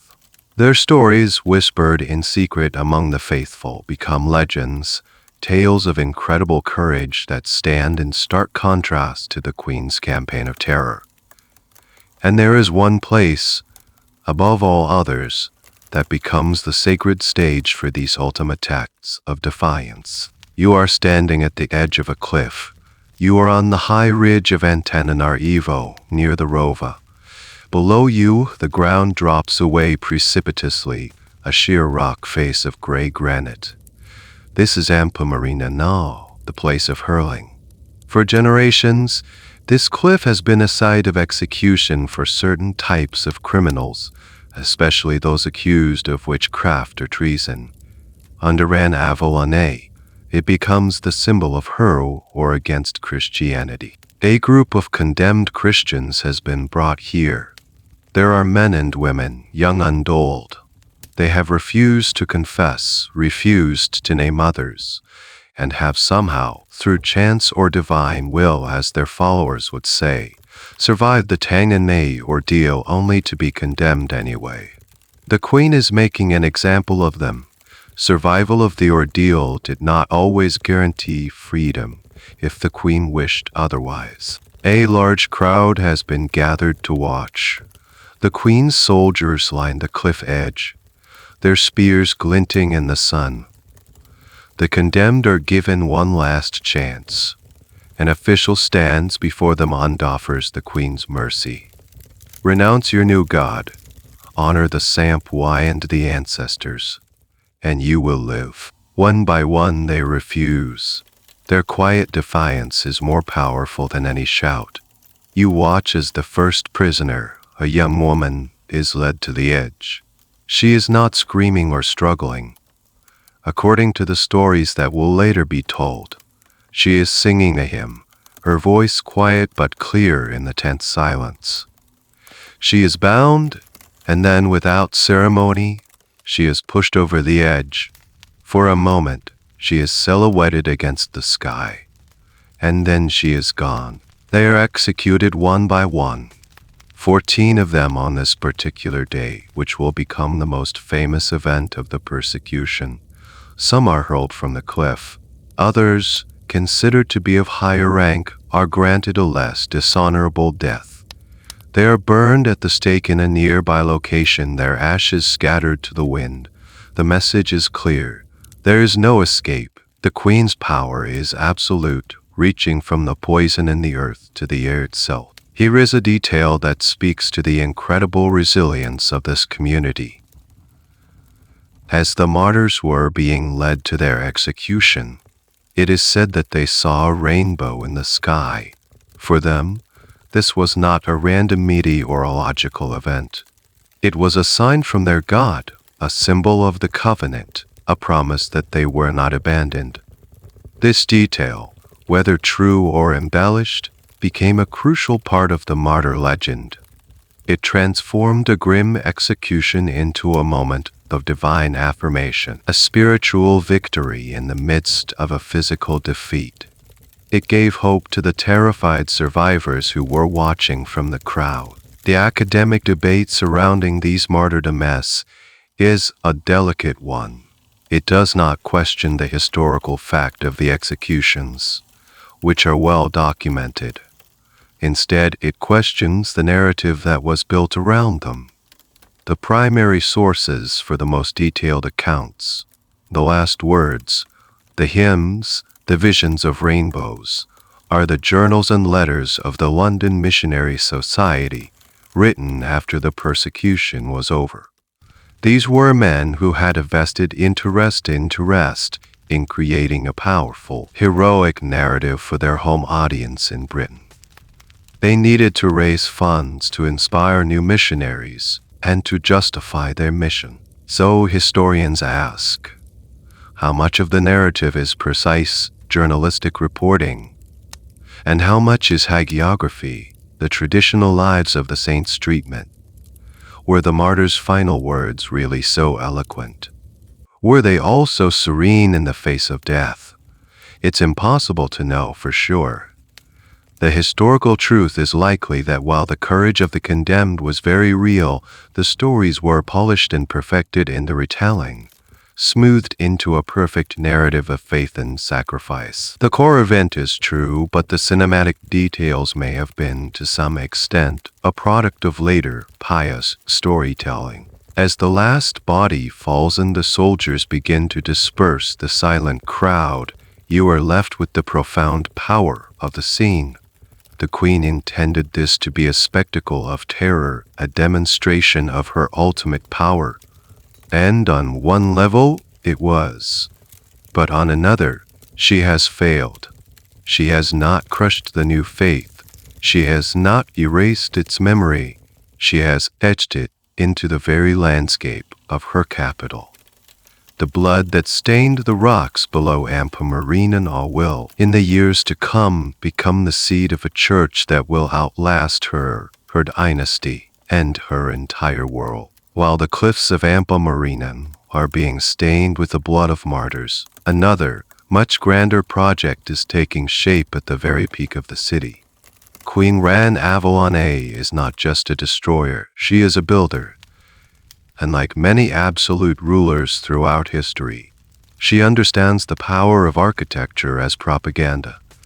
She decides she needs a new palace, one that will dwarf everything that came before it, a building that will be a physical manifestation of her power and the enduring strength of her kingdom. You stand at the foot of the Rova, the royal compound, and look up. The vast construction site buzzes with the relentless activity of the fan o Empiona. Thousands of unpaid laborers are toiling under the hot sun, their bodies straining.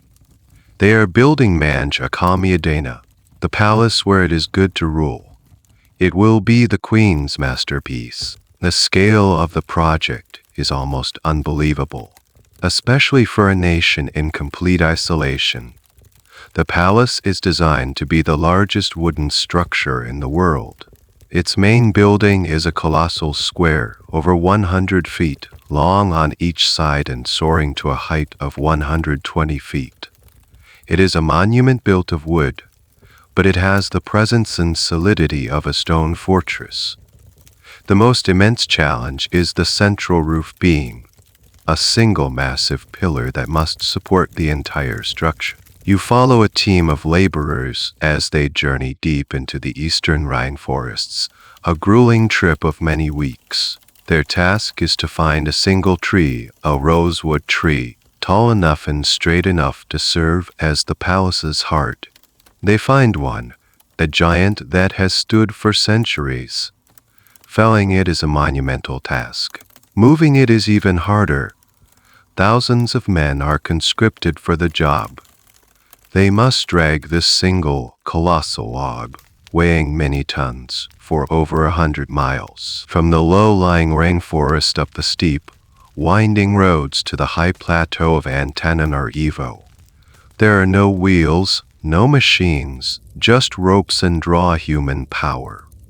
The journey takes months. The log becomes a beast, a demanding god that consumes the lives of the men who pull it. They die of exhaustion, of accidents, of disease. The path of the great log is marked by the graves of those who died in its service. Finally, the pillar arrives at the capital.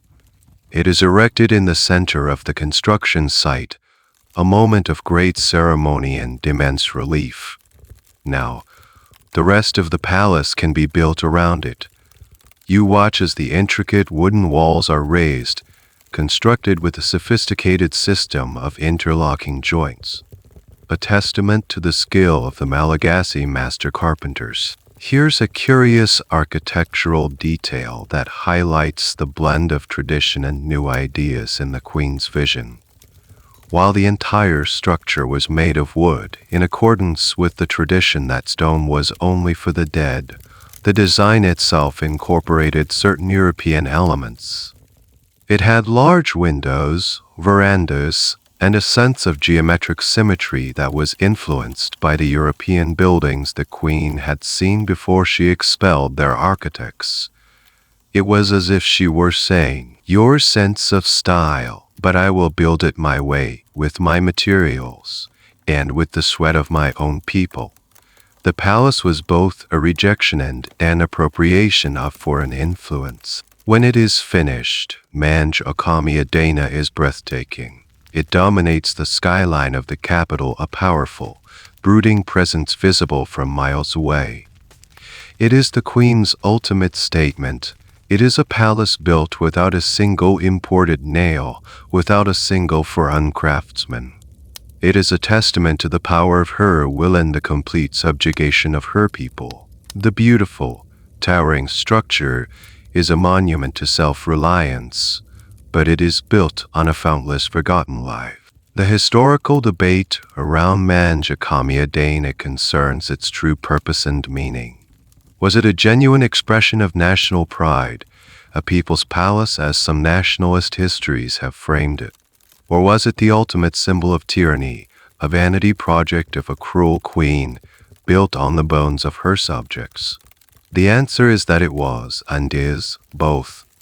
To the Queen and her supporters, it was a magnificent symbol of the kingdom's strength and independence. To the thousands who toiled and died to build it, it was a symbol of their bondage. Today, the palace stands as a silent witness. It has seen the end of the monarchy, the arrival of the French colonizers, and the birth of a modern republic. It has burned and been rebuilt. It remains the most powerful symbol of the Marina Kingdom and of Queen Ranavalone herself. Magnificent, imposing, deeply traditional, yet touched by the outside world, and built at a human cost that is impossible to fully comprehend. As you look at its towering silhouette against the evening sky, you see not just a building but the very embodiment of the Queen's brutal, complex, and enduring legacy. With the kingdom sealed off, the foreigners expelled, and a massive internal security apparatus in place, a fundamental question arises.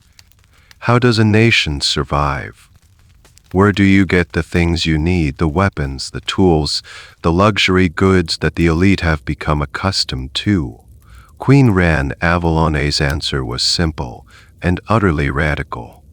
You make them yourself. This policy transformed Madagascar into one of the most bizarre and fascinating economic experiments of the 19th century. You find yourself walking through the markets and workshops of Antananarivo. The city is humming with a new kind of industry, a strange, homegrown version of the Industrial Revolution.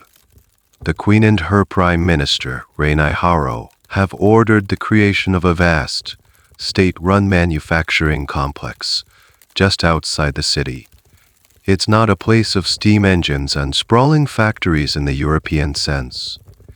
It's a collection of smaller workshops, powered by water wheels and human labor, where Malagasy artisans are tasked with reverse engineering the modern world. You see a group of men huddled over a disassembled British rifle. They are meticulously measuring each component, trying to understand how the complex firing mechanism works. In another workshop, they are trying to produce gunpowder, a dangerous process of trial and error. There are attempts to manufacture soap, to weave finer cloth, even to produce their own local version of rum. It is a process of immense ingenuity, driven by royal decree. The star of this homegrown industrial effort is a Frenchman, a shipwrecked sailor named Jean Laborde. He is one of the very few Europeans the Queen allowed to stay. She saw his practical skills as too valuable to lose. Laborde is a polymath, a jack of all trades, and under the Queen's patronage, he becomes the reluctant genius behind her industrial program. He is given thousands of laborers from the Fan OMP on a system and a simple command. You visit Laborde's industrial complex at Manta, SOA, a short distance from the capital. It's an extraordinary sight. He has built forges, foundries, and glassworks in the middle of the highlands.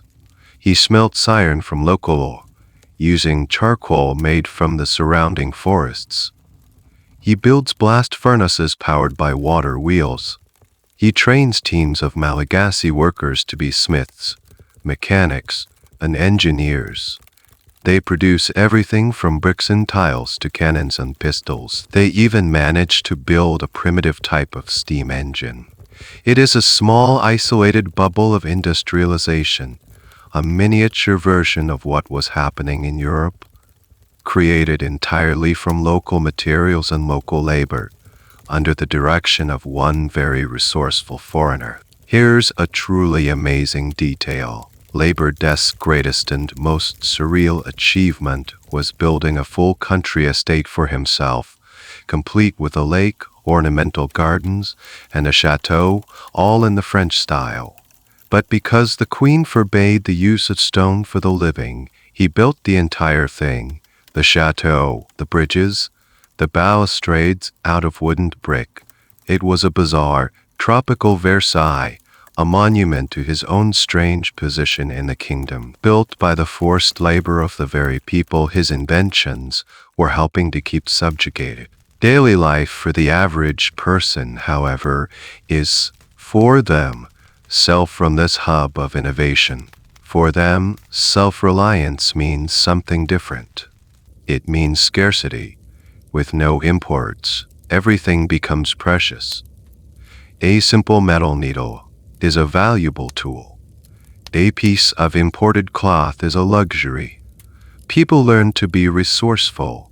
They patch old clothes, repair broken tools, and find local substitutes for things they can no longer get. Villages have to produce almost everything they need to survive. It is, in many ways, a great leap backward, a return to a more primitive, subsistence-based way of life for the majority of the population. The historical debate here focuses on the success of this policy of self-sufficiency. Was it, as some nationalist historians have argued, a heroic age of Malagasy innovation, a proud moment when the kingdom proved it could stand on its own 2 feet? Or was it an economic disaster that impoverished the nation and ultimately weakened it? The evidence suggests it was both. The achievements of Laborde and his teams were undeniably impressive, which allowed the Queen to maintain her powerful army and resist for an encroachment for decades. However, the system was incredibly inefficient, the cost in human labor was astronomical, and the quality of the goods produced was often poorer compared to European imports. The focus on military production also meant that the basic needs of the population were neglected, leading to frequent shortages and a general decline in the standard of living. The Queen's policy of self-reliance made her kingdom strong enough to remain independent, but it also made it a poorer, more brittle, and more miserable place to live for most of its inhabitants. It was a trade-off the Queen was more than willing to make. In a state built on absolute control and enforced by constant surveillance, silence becomes a language. A downward glance when a royal procession passes, a conversation that stops abruptly when a soldier rounds the corner, a story told in metaphors and allusions. These are the ways people communicate when open dissent means death. Beneath the placid, orderly surface of Queen Ran Avaloni's kingdom, there is a hidden world of whispers. You find yourself in a marketplace, a chaotic, vibrant scene, but you learn to listen past the noise of haggling and laughter. You hear the hushed conversations, the fragments of discontent. A woman quietly complains about the price of rice, a consequence of so many farmers being conscripted for the Queen's building projects. Eamon mutters a prayer for his brother, taken for the fan OMP a months ago and never heard from again. These are not acts of rebellion, personal expressions of the suffering that underpins the entire system. The most dangerous whispers, however, are about the future. The Queen is not young. She will not live forever. Who or what will come next? This question is the most seditious of all, and it is discussed only in the most trusted company in the dead of night behind locked doors. You are invited into the home of a family of minor nobles. They are not radicals, not Christians.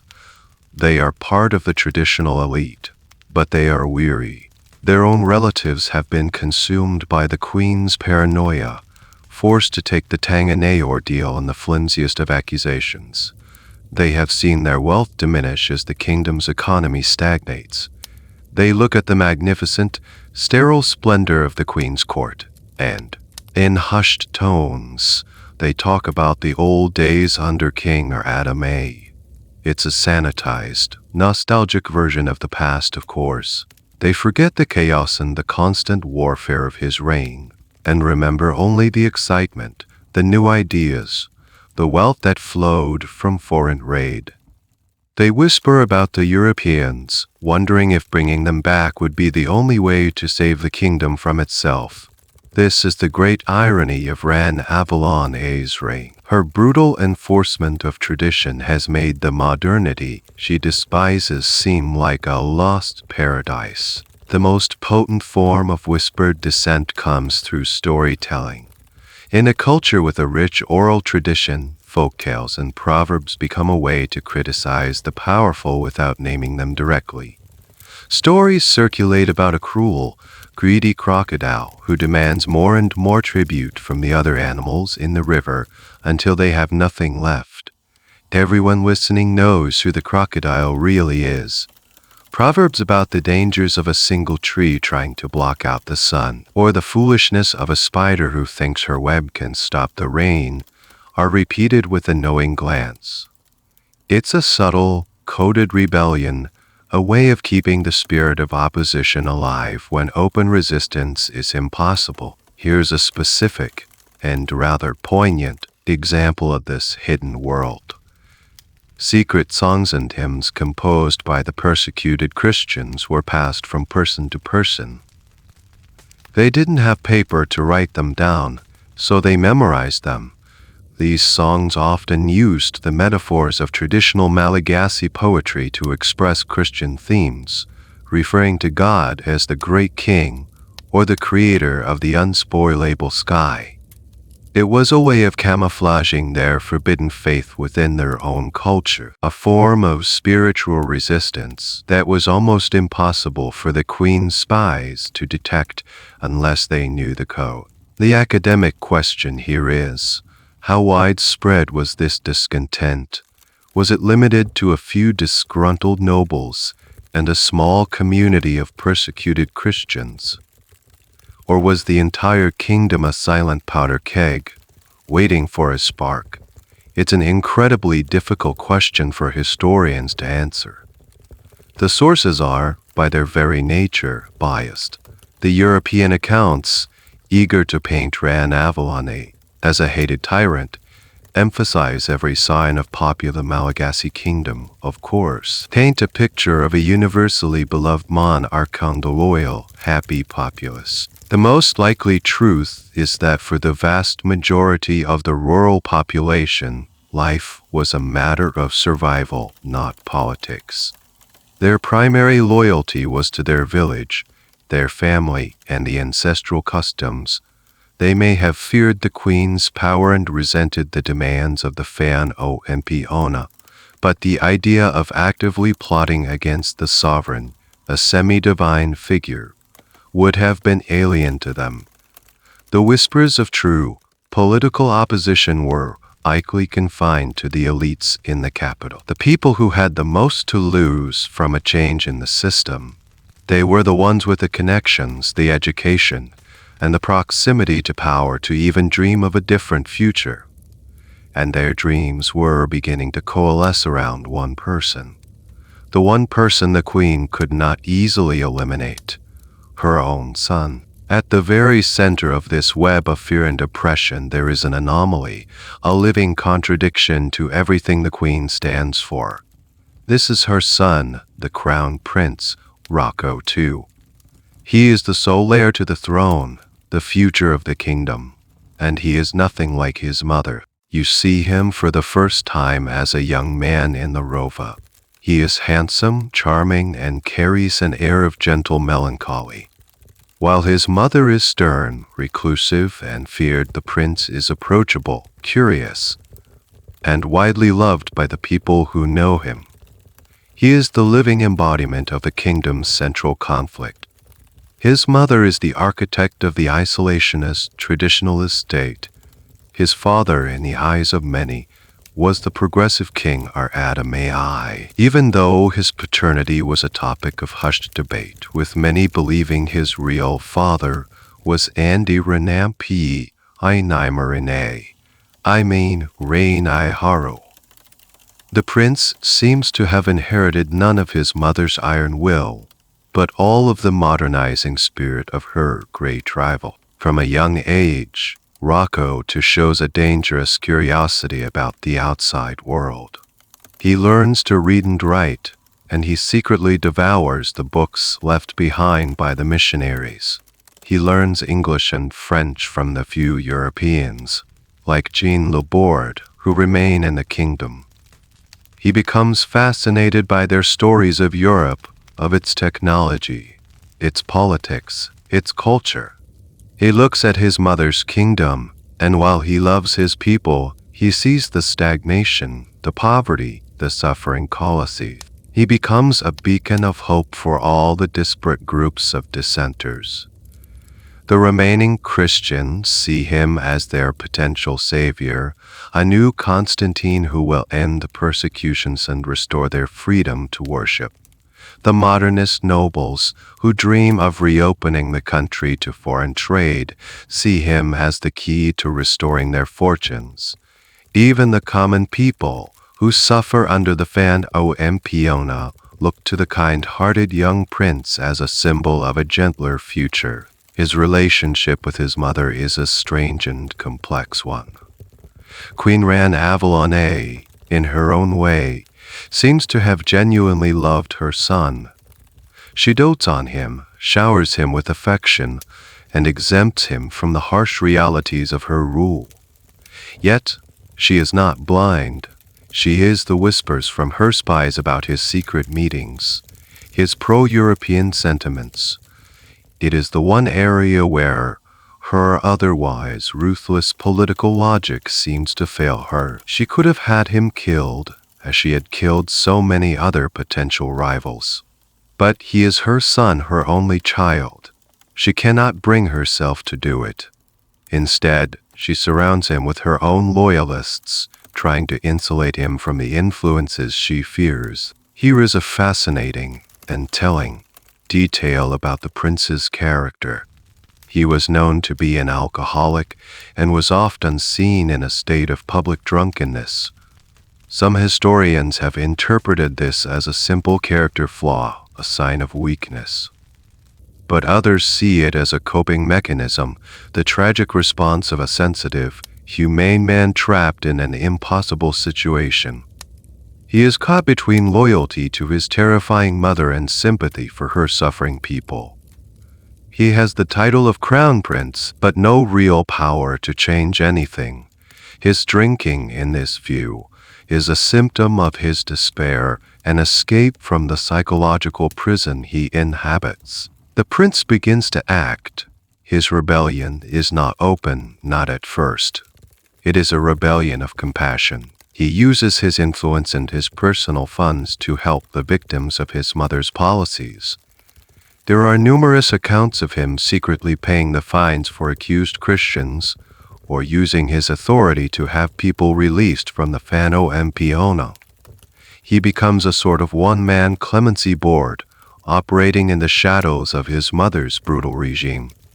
Each person he saves is a small act of defiance, a tiny chip in the stone edifice of her rule. The academic debate here focuses on Rocco's competence. Was he a genuine political operator, cleverly building a coalition and biding his time? Or was he a naive, good-hearted but ultimately ineffectual idealist, easily manipulated by the more worldly figures around him? His European friends, like Jean Laborde, the French adventurer Joseph-François Lambert, often portrayed him as a visionary, a man who was ready and able to lead Madagascar into the modern age. But his actions often seem impulsive and poorly thought out. He trusts people he shouldn't, and he seems to lack his mother's gift for ruthless, strategic thinking. He is a man of soft virtues in a world that requires hard ones. As the queen grows older, this dynamic becomes the central tension of the kingdom. The court splits into two unofficial factions. The queen's party, led by the old guard conservatives and her prime minister, Rainai Haro, who want to maintain the status quo, and the prince's party, a loose coalition of modernizers, Christians, and anyone who desires change.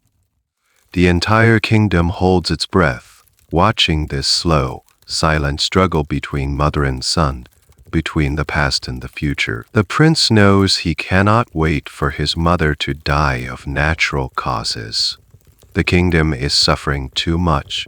He begins to listen to the more radical voices around him, the ones who tell him that for the new world to be born, the old one must be overthrown.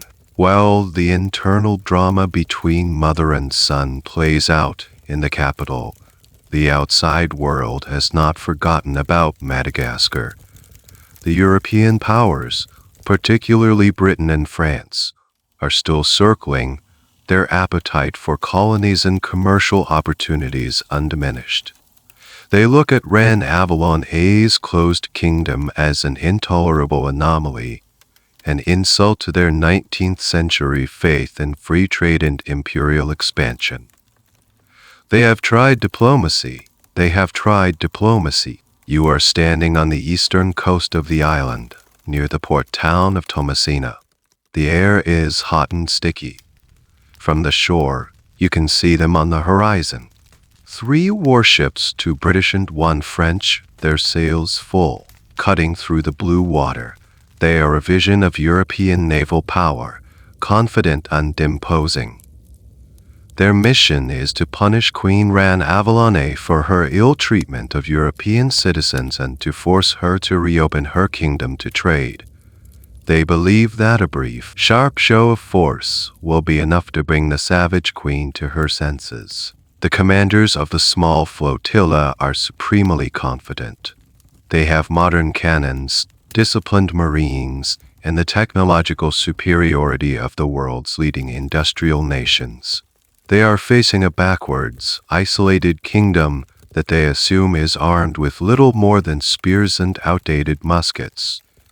Their plan is simple. Sail into the harbor, bombard the main fort that guards the town, land their troops, and accept the Queen's inevitable surrender.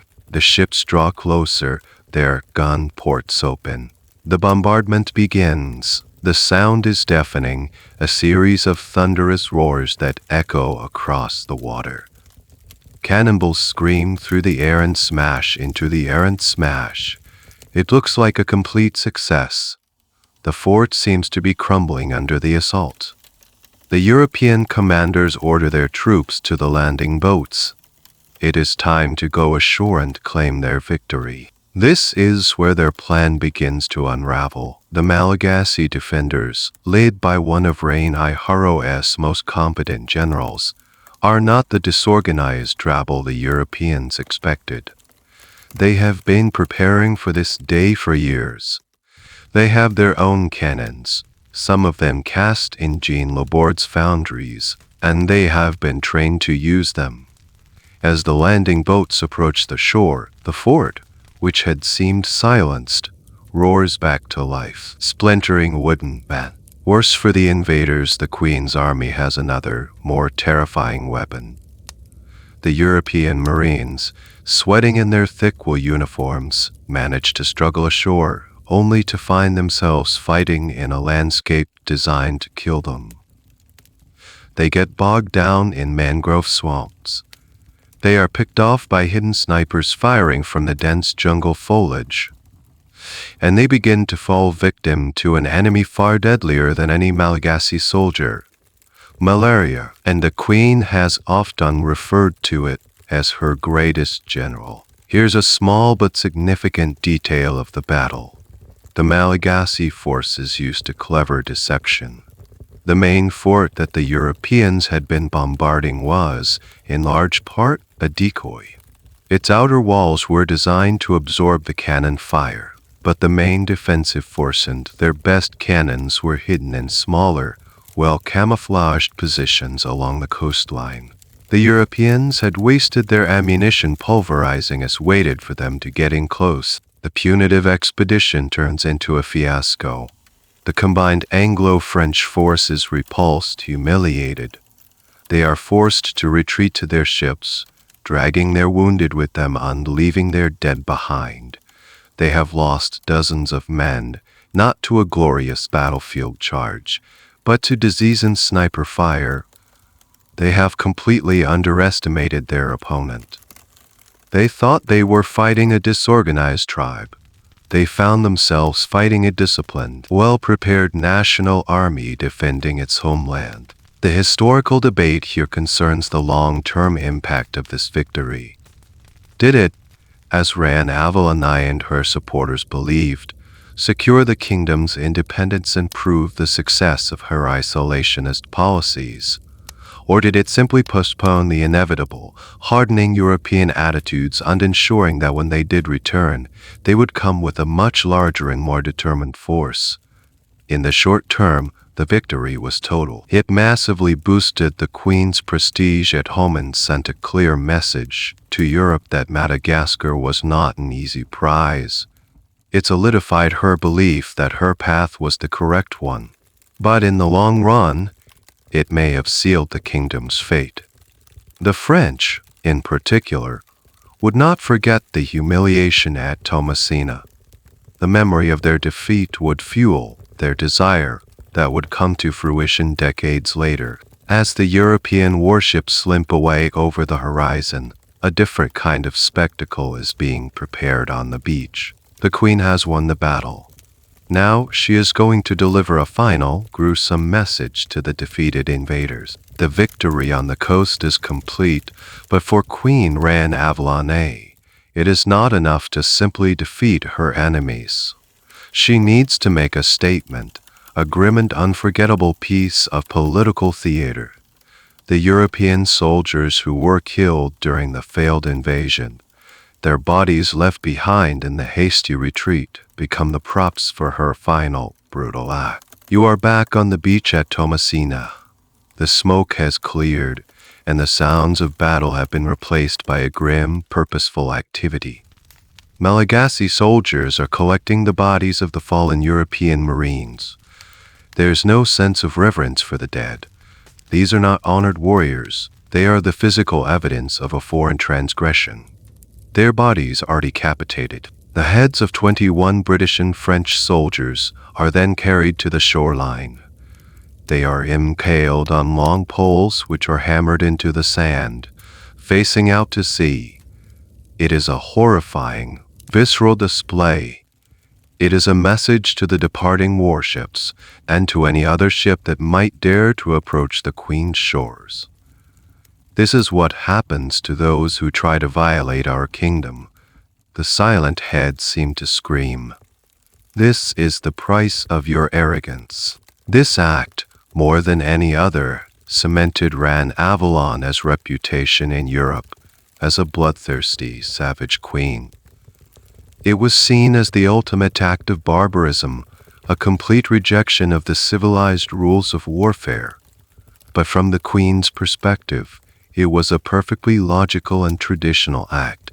In Malagasy warfare, the taking of heads was a symbol of total victory, a way of capturing the enemy's life force and demonstrating the superior power of one's own side. She was speaking a language of power that her own people and the spirits of her ancestors would understand perfectly. She was concluding the battle according to her own rules, not theirs. The severed heads remained on the beach for years, a grisly landmark, slowly decaying in the tropical sun and sea spray, a constant reminder of the Queen's victory. It was a warning that was impossible to ignore. But here is a lesser-known, almost comically absurd epilogue to this story. Years later, when diplomatic relations were temporarily uncautiously reopened, the European powers demanded the return of the heads of their fallen soldiers for proper burial. The Queen's government, ever the pragmatists, agreed, but not for free. They presented the Europeans with a bill. They charged them a significant sum in indemnity for the cost of the war that the Europeans themselves had started. Audacious twist, the French and British had to pay the Malagasy government for the right to reclaim the heads of their own soldiers who had been killed while trying to invade.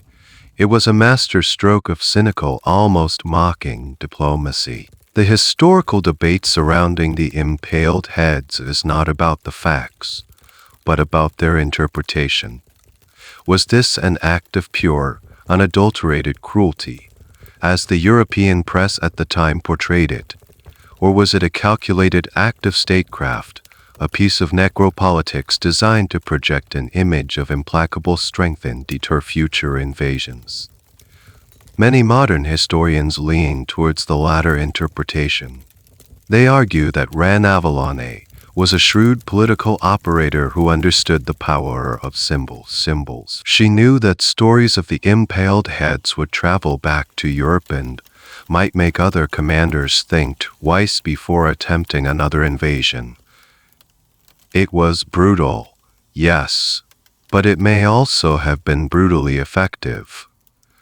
It bought her kingdom more years of a hard-won, isolated independence. Back in the capital, the news of the victory and the fate of the invaders is greeted with great celebration. The Queen's authority is now at its absolute peak. She has faced down the world's greatest powers and won. She has proven that her policies of military self-sufficiency and ruthless defense of the homeland are successful. For the conservative factions at court, this is the ultimate vindication. but for the small, secret circle of modernizers around her son, Prince Rocco too. It has made the queen seem invincible. It has strengthened the hand of the hardliners. It has pushed their dream of a peaceful, negotiated opening to the world even further away. They are growing more desperate, and desperate men, like the French adventurer Joseph-Francois Ambert, who has the prince's ear, begin to think that if you can't go through the front door, you have to find a way to sneak in the back. The spectacular failure of the European invasion has a paradoxical effect on the Queen's court. On the surface, it strengthens her position immensely. But beneath the surface, it breeds a new level of desperation among her opponents. The modernizers, led by the gentle and conflicted Prince Rocco II, now realize that waiting for the Queen to change her mind, or even to die, is a failing strategy. Her victory has re-energized the conservative faction and deepened her paranoia. They will have to force it. Into this tense, whispering environment steps a man who is the perfect catalyst for a conspiracy. His name is Joseph-Francois Ambert. He is a French businessman, adventurer, and arch-schemer who had, through his charm and business acumen, managed to gain a foothold in Madagascar even under the Queen's restrictive policies. He runs a successful trading operation on the coast and, most importantly, he has managed to befriend the impressionable Crown Prince, Rocco II. You seal Ambert in the prince's private chambers. He is a fast-talking, charismatic European, painting a glittering picture for the young prince. He speaks of a modern Madagascar, a nation of railways, factories, and bustling ports. He tells Rocco that he doesn't have to wait to inherit the kingdom. He can seize it now with French help. He promises that if Rocco grants him a few small concessions, he can arrange for the French government to support him to overthrow the Queen and place Rocco II on the throne. The prince, who is fundamentally a gentle soul, is hesitant. The idea of using foreign troops against his own mother is deeply troubling to him. But he is surrounded by the other conspirators, his friend Jean Laborde, the industrial genius, and a number of high-ranking Malagasy nobles who are tired of the Queen's rule. They pressure him, telling him it is the only way to save the country from ruin. Finally, Rocco II agrees. In a secret, late-night meeting, he puts his name to a document. This document will become known as the Lambert Charter. It is one of the most one-sided and controversial documents in the history of colonialism. In exchange for Lambert's help in the coup, Prince Rocco, as the future king, grants him a breathtaking series of monopolies and rights. The charter gives Lambert the exclusive right to all mining in Madagascar, all forest resources, and the right to build roads and mint coinage. In essence, it signs away the entire economic future of the island to one French adventurer. It is a document born of desperation and naivete. Here's a detail that highlights the almost farcical nature of the conspiracy. To get the charter to the French government for approval, Lambert had to smuggle it out of the country. He allegedly hid the rolled-up document inside a hollowed-out length of bamboo that was part of a piece of furniture being shipped to France. The fate of the kingdom was bouncing across the Indian Ocean, disguised as part of a chair. Lambert travels to Paris, his bamboo tube in hand. He presents the charter to the government of Emperor Napoleon II. The French, still smarting from their military humiliation a few years earlier, are intrigued. Here is a chance to gain control of Madagascar without firing a shot, through a puppet king.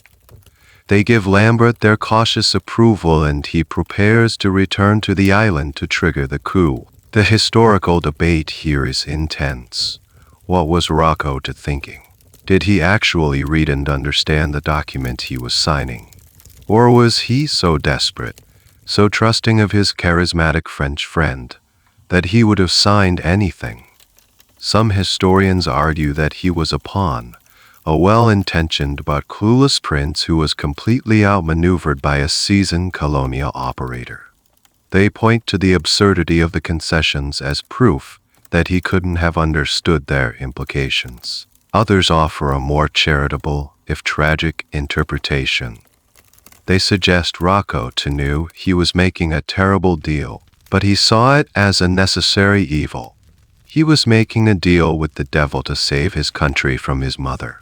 Perhaps he believed that once he was on the throne, with the support of the people, he could find a way to wriggle out of the worst parts of the agreement.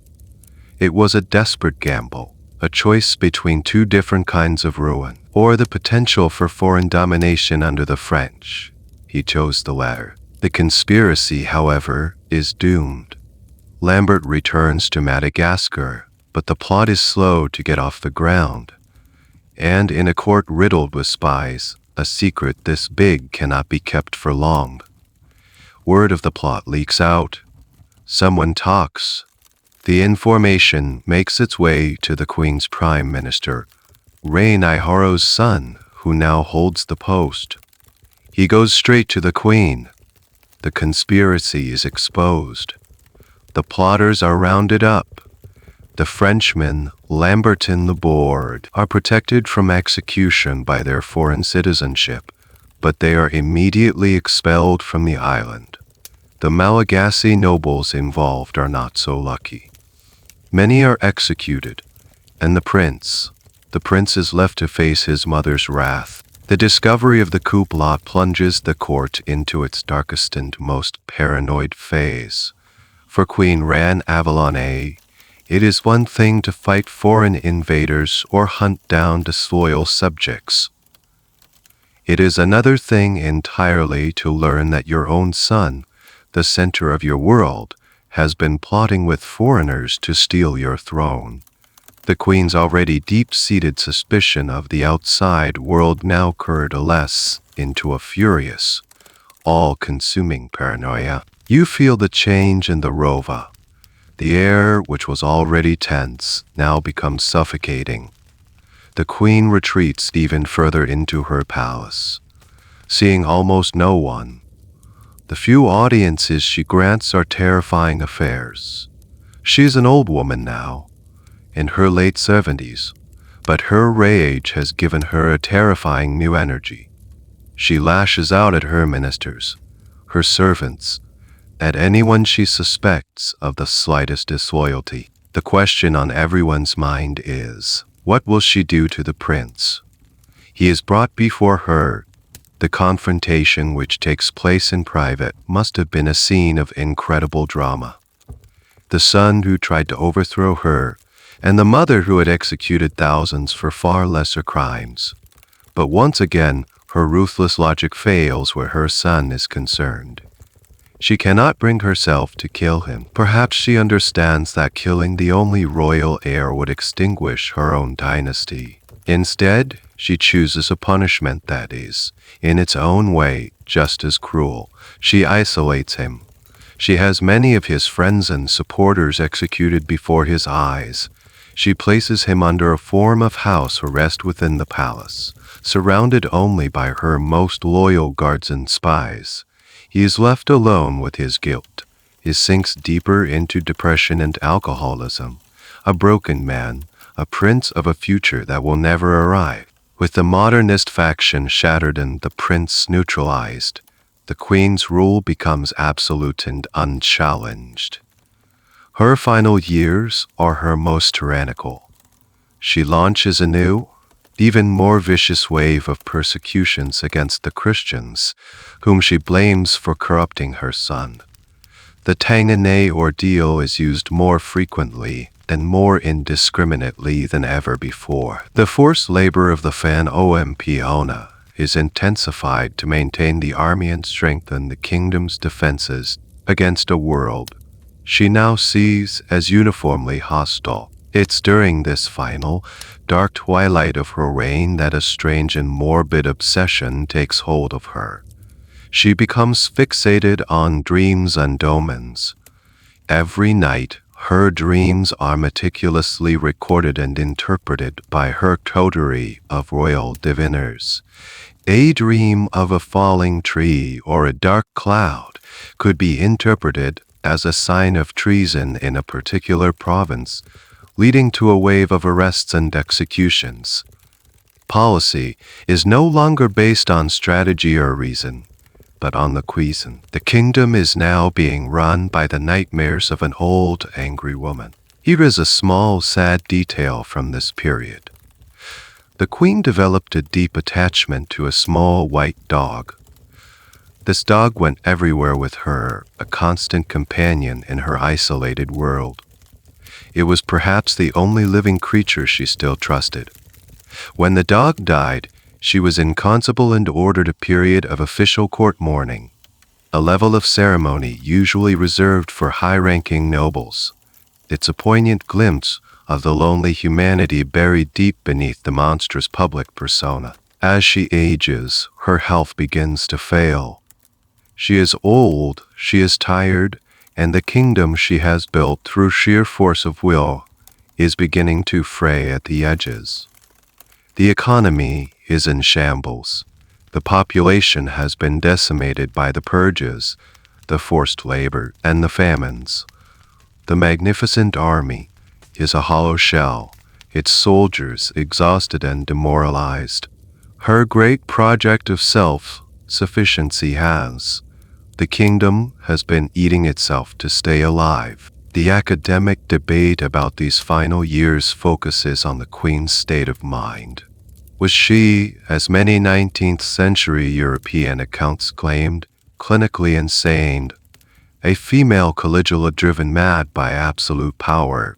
Or was she a rational, if ruthless actor to the very end? Most modern historians reject the madness diagnosis as simplistic and gendered. They argue that her actions, while extreme, were not random. They were the logical endpoint of her lifelong political project. Her paranoia was not a medical condition. It was a political stance, hardened by decades of internal and external threats, culminating in the ultimate betrayal by her own son. She wasn't mad, she was ran avalone, and she was simply becoming more so. The Queen's long twilight is a time of waiting. The entire kingdom is holding its breath. The old world she represents is dying with her, day by day. Everyone, from the highest noble to the poorest farmer, knows that her death will bring a profound, and perhaps violent, change. They just don't know when it will come. For 33 years, she has been the unmovable center of their universe. Soon, that center will be gone. The year is 1861. The Queen is 83 years old.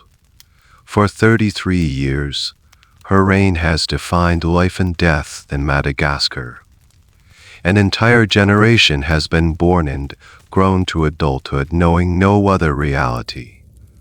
Her rule feels permanent, eternal, like the granite hills on which the capital is built. The end comes not with a bang, but with a slow, final fade. You are in the Rova, in the great wooden palace of Manjacamia Dana.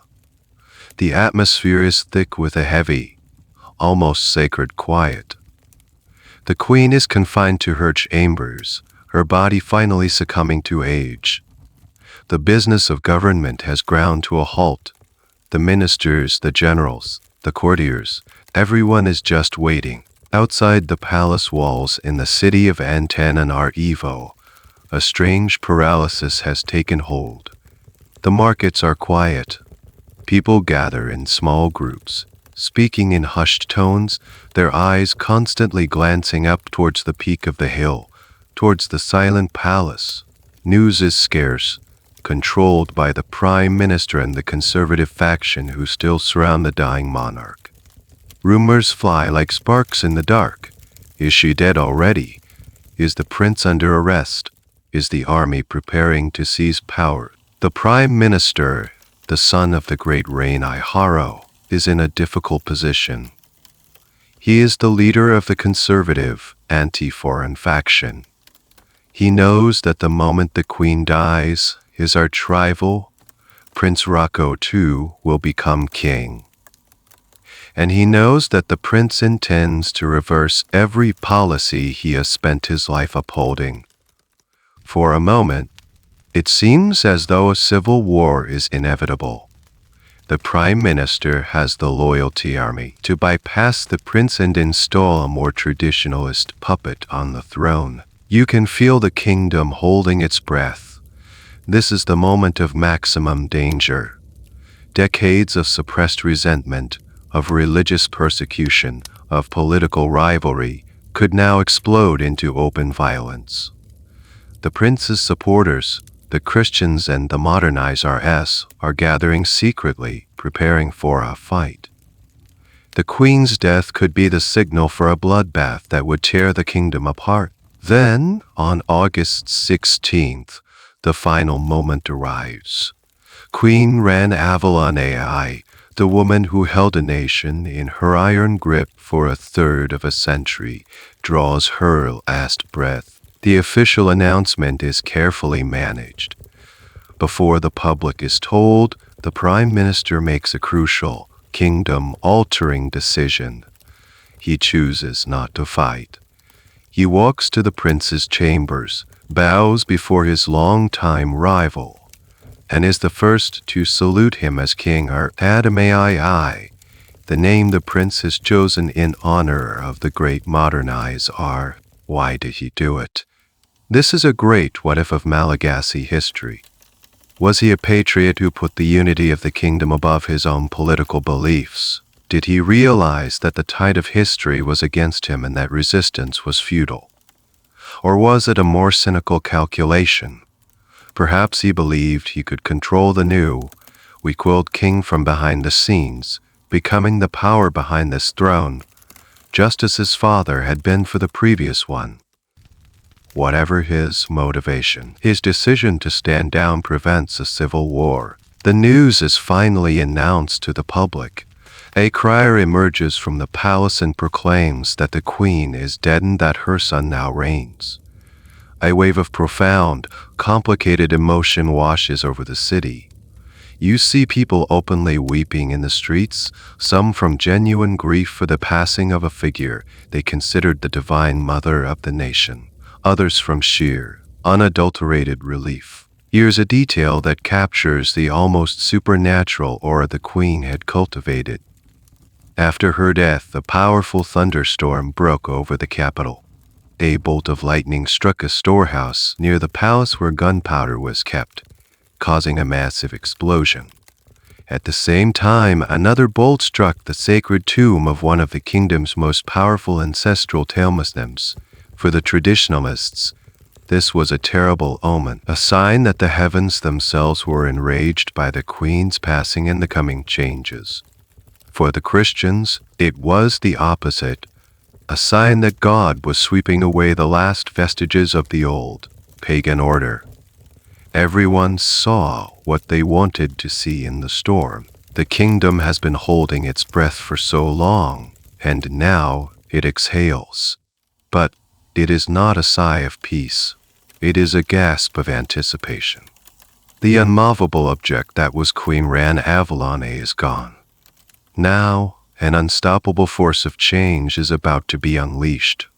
The new king, Rocco II, now Adamai, is about to take the world his mother built and turn it completely upside down. The silence of waiting is about to be replaced by the chaos of revolution. The transition is shockingly fast. The new king, Adamai, does not waste a single day. He is a man who has been waiting his entire adult life for this moment, and he unleashes a torrent of reforms with a speed that leaves the kingdom breathless and deeply divided. The great, swift reversal begins. Your first taste of the new era is the sound of joy. The day after the queen's death, the new king declares a general amnesty. He throws open the prisons. Political prisoners, many of whom have been languishing in chains for decades, are released. You see them stumbling out into the sunlight, emaciated, blinking, greeted by weeping family members they thought they would never see again. It is a moment of pure, unadulterated euphoria for a segment of the population. Next, he turns to the defining policies of his mother's reign. The Tanganay ordeal is immediately and unconditionally abolished. The public proclamation is met with a roar of approval in the capital. The instrument of terror that had claimed tens of thousands of lives is now illegal. The state-sponsored persecution of Christians is officially ended. A decree is issued guaranteeing freedom of religion for all. The Christians who have been worshiping in secret for 25 years can finally step out of the shadows. The missionaries who had been expelled decades earlier are invited to return. Then he attacks the economic foundation of his mother's state. The system of Fano Empiona, the forced, unpaid labor, is declared illegal. For the first time in their lives, the common people are told that their time and their labor belong to them, not to the state. He abolishes all customs duties and declares that Madagascar is now open for foreign trade with all nations.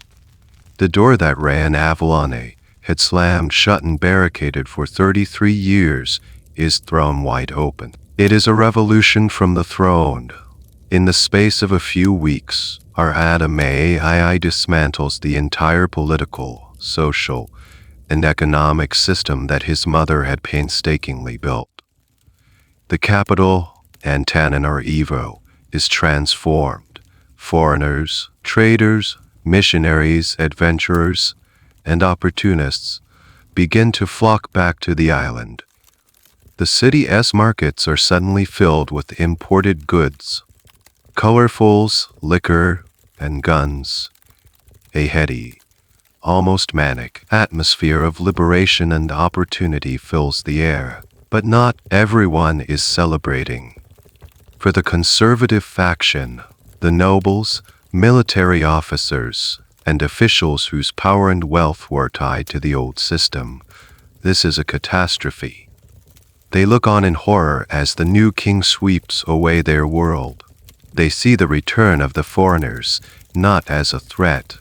They see the abolition of the Fano Empiona not as liberation, but as a collapse of state authority. They had hoped to control the new king, to moderate his reforms. He is ignoring their counsel completely, listening only to his small circle of young, pro-European friends whom the old guard derisively call the scoundrels. Here is a small, but deeply symbolic, detail of the reversal. The new king had a passion for European leisure activities. He introduced lawn croquet to the court and was often seen playing on the grounds of the Rova. For the old guard, this was the ultimate insult. The sacred ground of the palace, where solemn ancestral rituals were once performed, was now being used for a frivolous foreign game. It symbolized the king's complete disregard for the old customs and his embrace of everything they despised. The Lambert Charter, the secret deal the king had made as a prince, now comes back to haunt him. Joseph Francois Ambert triumphantly returns to the island, brandishing the document and demanding his pound of flesh. He expects the king to honor the agreement that grants him vast swaths of the nation's economy. The conservative nobles are outraged. To them, this is the final proof that the king is selling out the country to foreigners. The charter becomes the rallying point for the growing opposition. The historical debate here is a tragic one. Was our Adame a naive fool or a misunderstood visionary? Was his shock therapy approach to reform a reckless act that was bound to provoke a violent backlash? Or was it the only way to break the stranglehold of the old regime? Some historians argue that he was simply too idealistic for his own good, He believed that everyone would embrace his liberal reforms, and he failed to understand the deep-seated power of action in the army. He dismantled the old system without building a new one to replace it, creating a power vacuum that his enemies were all too happy to fill. Others suggest he may have understood the risks, but felt he had no choice but to move quickly before the opposition could organize. In this view, he was not naive, but was in a race against time that he was destined to lose. His tragedy was that he was a 20th century liberal trying to rule a 19th century kingdom. The whiplash of change is too fast, too severe. The euphoria of liberation is quickly giving way to the angry murmur of reaction. The great, swift reversal has been exhilarating, but it has also set the kingdom on a collision course with itself. The heady days of liberation are short-lived. King Adameai, his whirlwind of reforms has alienated the most powerful institution in the kingdom outside of the monarchy itself. The Hova, the class of high-ranking nobles and officials who, under the leadership of the Prime Minister, truly run the country's administration and military. They watch in horror as the king, in their view, gives away the kingdom's sovereignty, dismantles the army through his abolition of forced service, and fills his court with young, inexperienced favorites and grasping foreigners. You feel the mood in the capital shift once again. The initial joy is replaced by a tense, ominous standoff. The king and his scoundrels are on one side, dreaming of a liberal, westernized future. The prime minister and the old guard are on the other, determined to preserve their power in what they see as the integrity of the nation. It is a conflict between the head of state and the state itself. The breaking point comes less than 2 years into the king's reign. The issue is a proposal by the king to legalize dueling. It's a move inspired by his romantic, European notions of honor, but for the conservative nobles, it is the final straw. It represents a descent into anarchy, an abandonment of the traditional legal system where justice, however harsh, was dispensed by the state. They see it as a license for the king's favorites to settle scores and intimidate their opponent. The prime minister goes to the king and begs him to withdraw the law. The king refuses. The confrontation is absolute. The conspiracy to remove the king is hatched quickly, but this time it is not a secret plot by a few desperate men. It is a coordinated action by the entire ruling establishment. One morning, the people of Antanan are awake to find soldiers in the streets. But these are not the king's guards. They are troops loyal to the prime minister. They systematically round up and execute the king's inner circle, the scoundrels who had supported his radical reforms. Then, a delegation of officials, led by the prime minister, marches to the palace. They enter the king's chambers. There they inform him that he is no longer fit to rule. The king, seeing that he is utterly powerless, finally agrees to their demands, but it is too late. The conspirators have decided that he cannot be allowed to live. He is too popular with certain segments of the population and could become a rallying point for a counter-coup. The method of his death is chosen to avoid shedding royal blood. According to the most widely accepted account, a silken lamb is wrapped around his neck. He is strangled, silently, unofficially, in his own palace. The great, swift reversal has come to a sudden, violent end. The liberal dream is over. Here's a bizarre and persistent rumor that clouded the aftermath for years. Because the king's body was never publicly displayed, a story quickly spread that he had survived. Some claimed he had been revived after the strangulation and had escaped, and was now living as a simple farmer on the coast. For years, various pretenders would pop up, claiming to be the lost king, a Malagasy version of the Anastasia myth. It speaks to the deep affection the common people had for their liberator king and their refusal to believe he was truly gone. The conspirators now face a problem. They have killed the king, but they need the legitimacy of the monarchy. Their solution is ingenious and will shape Malagasy politics for the rest of its independent existence. They approach the king's widow, his primary wife, Rabodu, and offer her the throne. But there is a condition. She can be queen, but she will not have absolute power. She must sign a document agreeing to rule in conjunction with her ministers. The prime minister will have the final say on all matters of state, foreign and domestic. To seal the deal, she is required to marry the prime minister. She agrees. She takes the throne with the name Rasoherine. The coup is thus legitimized. The monarchy is preserved, but it is now a constitutional monarchy in all but name.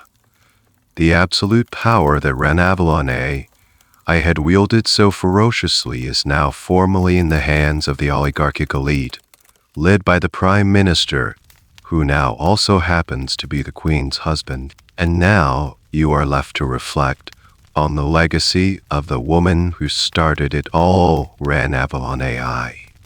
How do we remember this queen?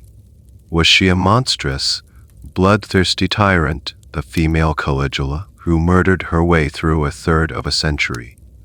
Or was she a misunderstood patriot, a fierce nationalist who used brutal methods to successfully defend her kingdom from the onslaught of European colonialism for longer than almost any other ruler in Africa? This is the question historians still fiercely debate. The truth is, she was both. She was undeniably cruel, and her policies resulted in the deaths of a staggering number of her own people. Some estimates place the death toll from the ordeals, forced labor, and political violence at over 100,000, a truly catastrophic figure for the island's population at the time. But it is also undeniable that her ruthless consolidation of power and her military buildup were effective. She preserved Madagascar's independence for her entire lifetime, a feat unmatched by most of her contemporaries in the face of European expansion. She was a ruler of profound and terrifying contradictions. She was a modernizer in her military and industrial ambitions, but a reactionary traditionalist in her social and religious policies.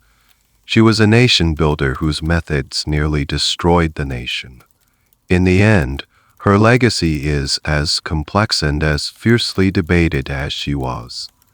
A monster, a patriot, a strategist, a sadist, she was Queen Ranavalone, and never one else quite her. The story, as all stories must, has come to its end. The violent reign of the queen is over. The brief, bright flash of her son's rule is extinguished. A new order has begun, one that will try to walk a careful line between the two extremes that have torn the kingdom apart.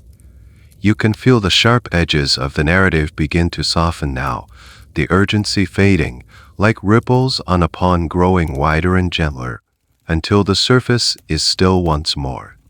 The great figures, the queen, the prince, the crane, recede, becoming what they now are, figures in a half-remembered dream. Their passions, their fury, their hopes, all of it dissolves into the quiet hum of the past.